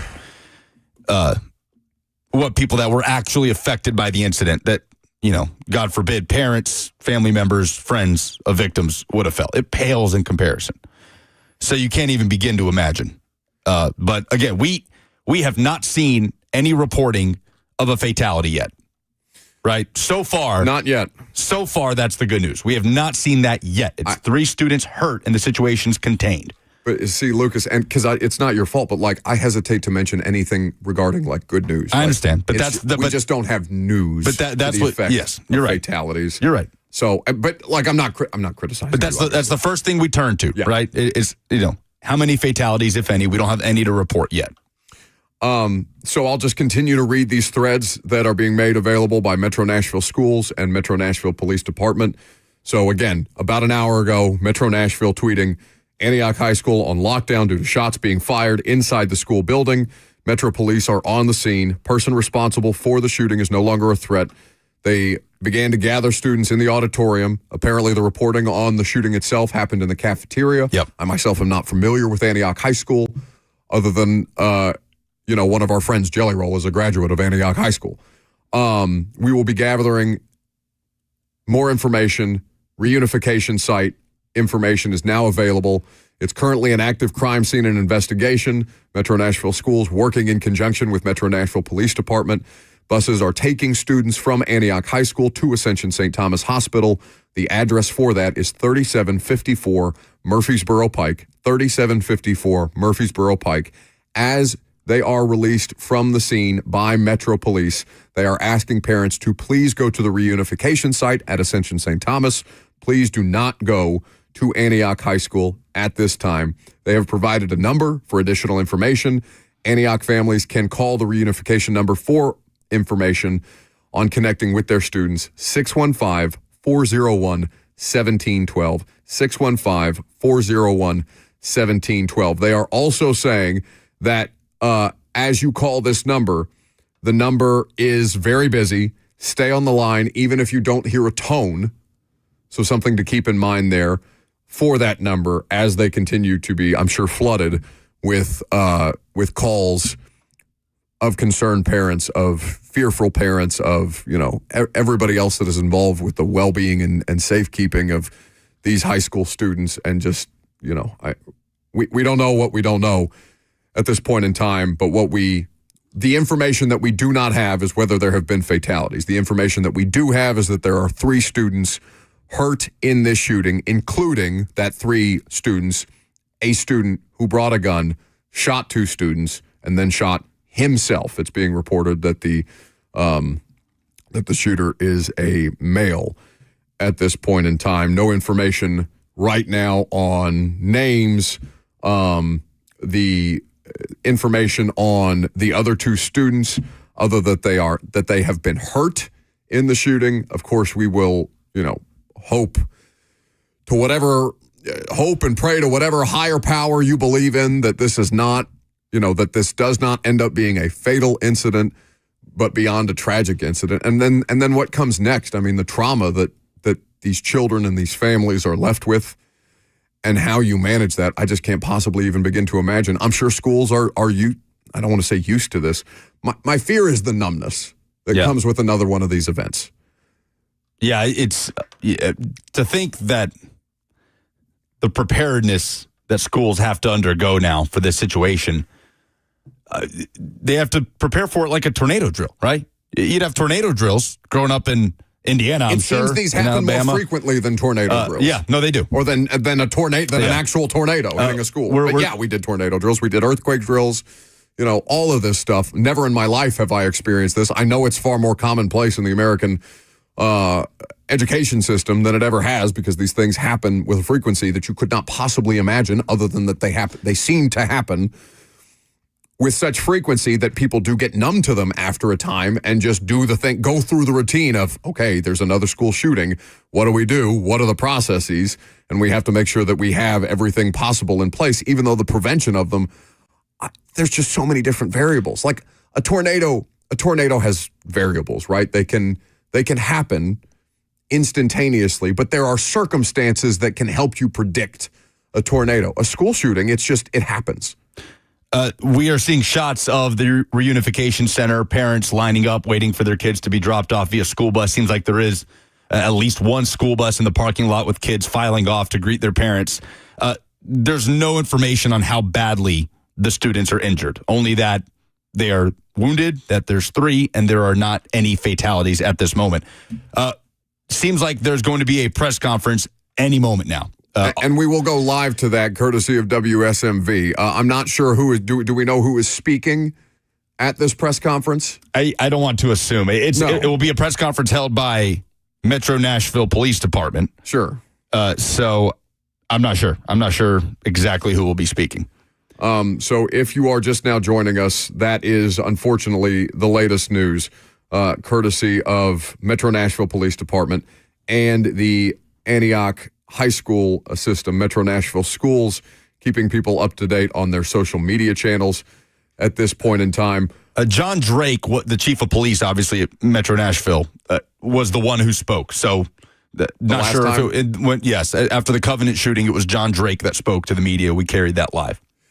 Again, the latest information, if you're just now turning the radio on or if you're on the live stream today, a shooting incident is under investigation at Antioch High School. 3 people have been wounded, including the shooter, who shot himself, according to Metro Nashville Police on their Twitter account. Reunification site for parents is 3754 Murfreesboro Pike. Buses will be taking students there. Parents needing information regarding reunification can call 615-401-1712, 615-401-1712. All students are being taken by bus to 3754 Murfreesboro Pike, which is the location of an Ascension St. Thomas hospital at this point in time, including car riders.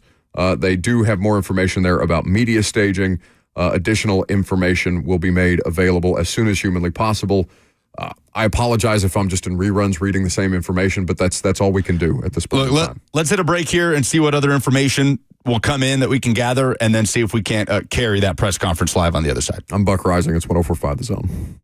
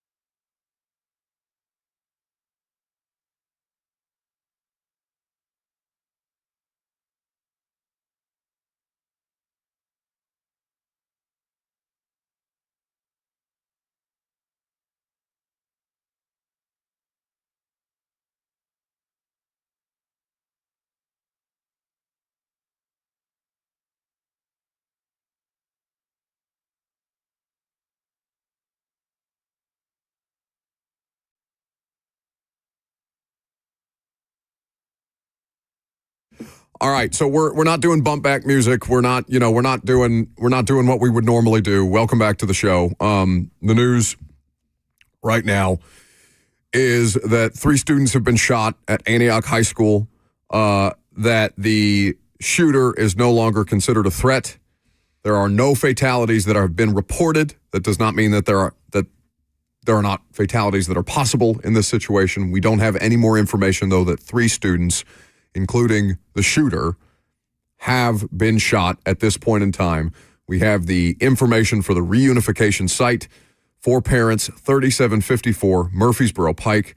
Buses are taking students there. This is from Metro Nashville Police Department's Twitter account. Parents needing information regarding reunification can call 615-401-1712, 615-401-1712. All students will be taken by bus to the reunification site, 3754 Murfreesboro Pike. It is an Ascension St. Thomas Hospital location. Also, Metro Nashville Schools providing some additional information here about the call line, the helpline for parents at this point in time. Sorry, I'm trying to sift my way through breaking Jets general manager news that I don't care about.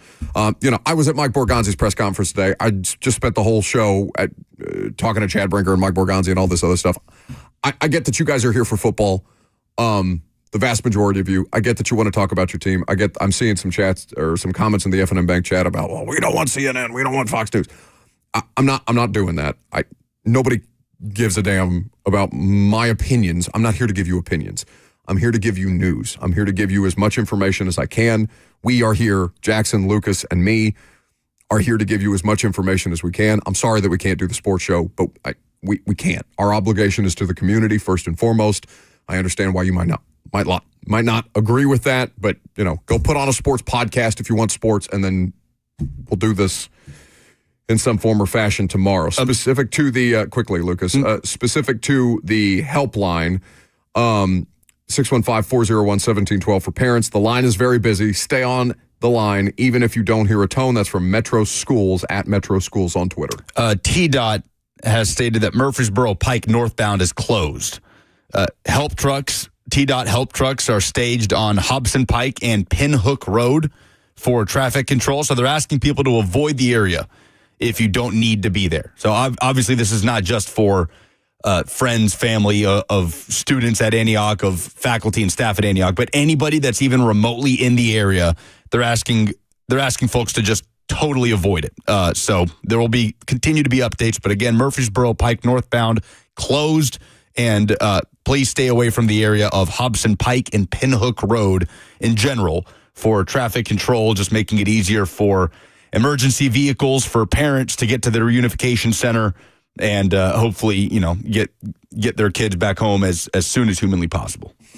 So I assume that the 2 shows after us will take the same tact. I know that 3HL was supposed to have Mike Borgonzi on today. I don't know if that'll change. I'll leave that to their discretion. Hopefully we have I don't mean to say a resolution. Obviously the thing has happened at this point in time. So the resolution is we just wait on and hope for best case scenario, which would be that 3 students are wounded, that there are no fatalities, which is the case at the moment.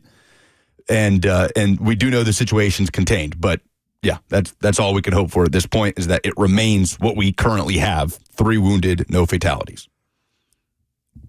We are not insulated to these incidents, okay? This is the second time that we have been on the air. How long has the show been on the air? It'll be 4 years in March, yeah? 4 years. 4 years in March? 5 years, I think, in March? Maybe, or 4. At least 4. Yeah, 4. We will have done 4 years as a radio show in March. Twice this has happened since we've been on the air. DeMario on the YouTube chat. And what I would just please ask you to do, because I appreciate that some of you guys are trying to provide us with information. We're going based off of two sources here, okay? Metro Nashville Schools and Metro Police Department. If it's not coming from them, I'm not going to read it on the air. I just don't think. I think that there's too much quickness in how people try to get the information out. I understand that the vast majority of you are trying to help, but please be measured in what you know specifically based on the most reliable sources, which right now are Metro Nashville Schools and Metro Nashville Police Department. I would advise everybody to follow their social media accounts if you are impacted, if you do not know what's going on. There has been a school shooting at Antioch High School. What Demario Patterson writes on YouTube is Nashville has had national news for a church shooting, a Waffle House shooting, the Christmas bombing, the Covenant School shooting, and now Antioch. I understand, like I said, these things happen everywhere in the United States of America. I understand that we are not insulated in the difficulties that people have experienced. Also mixed in there are the catastrophe of the 2020 tornado that was then followed by COVID. I want to say a week later. Nashville is a strong city. The people, I wouldn't pretend to speak for you. But I have spent a decade living among you, fortunately enough to get to know you, to be a part of this community, to meet not just you, but your families. Like, that's the ripple effects of this are the thing that make you sick to your stomach. And the years of trauma that will result from these incidents, fatalities or not, are indescribable. I don't want to just leave it as, I know that you're strong and I know that we will get through this because we have gotten through these things before.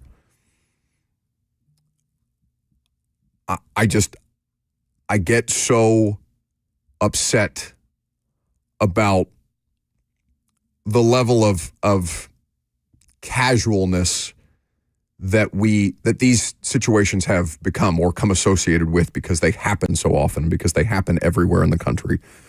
That's not any kind of a political statement or for or against gun rights. It's not about that today. It's about the families that are impacted by this school shooting in Antioch. We are awaiting a press conference. If we don't carry it, I listen, I don't know what Zach and Blaine are going to do specifically. I don't know what they had planned today. I know 3X had planned to have Mike Borgonzi on. We do have one update. WSMV, we're watching the WSMV coverage, and they have just reported that there is one fatality out of the three.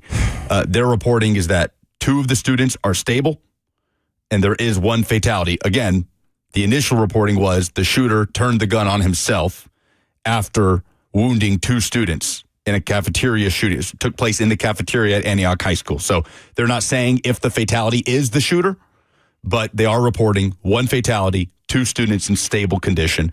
And that's what we know at the moment. And there will be a press conference at some point shortly with Metro Nashville Police Department. Just know that I love you guys. Okay. We're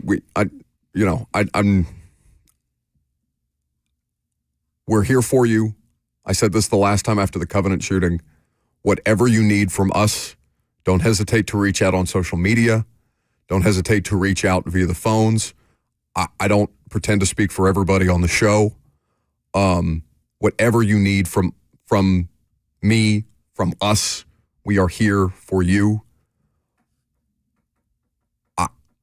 I don't know what else to say beyond that. I don't know how to end the show. Again, after that. We've done this again. Stay away from the Hobson Pike area, anywhere even within the vicinity of Antioch High School, and just allow these parents to get to the reunification center as soon as possible and get their kids home. We'll talk to you tomorrow. I'll turn it over to Blaine and Zach.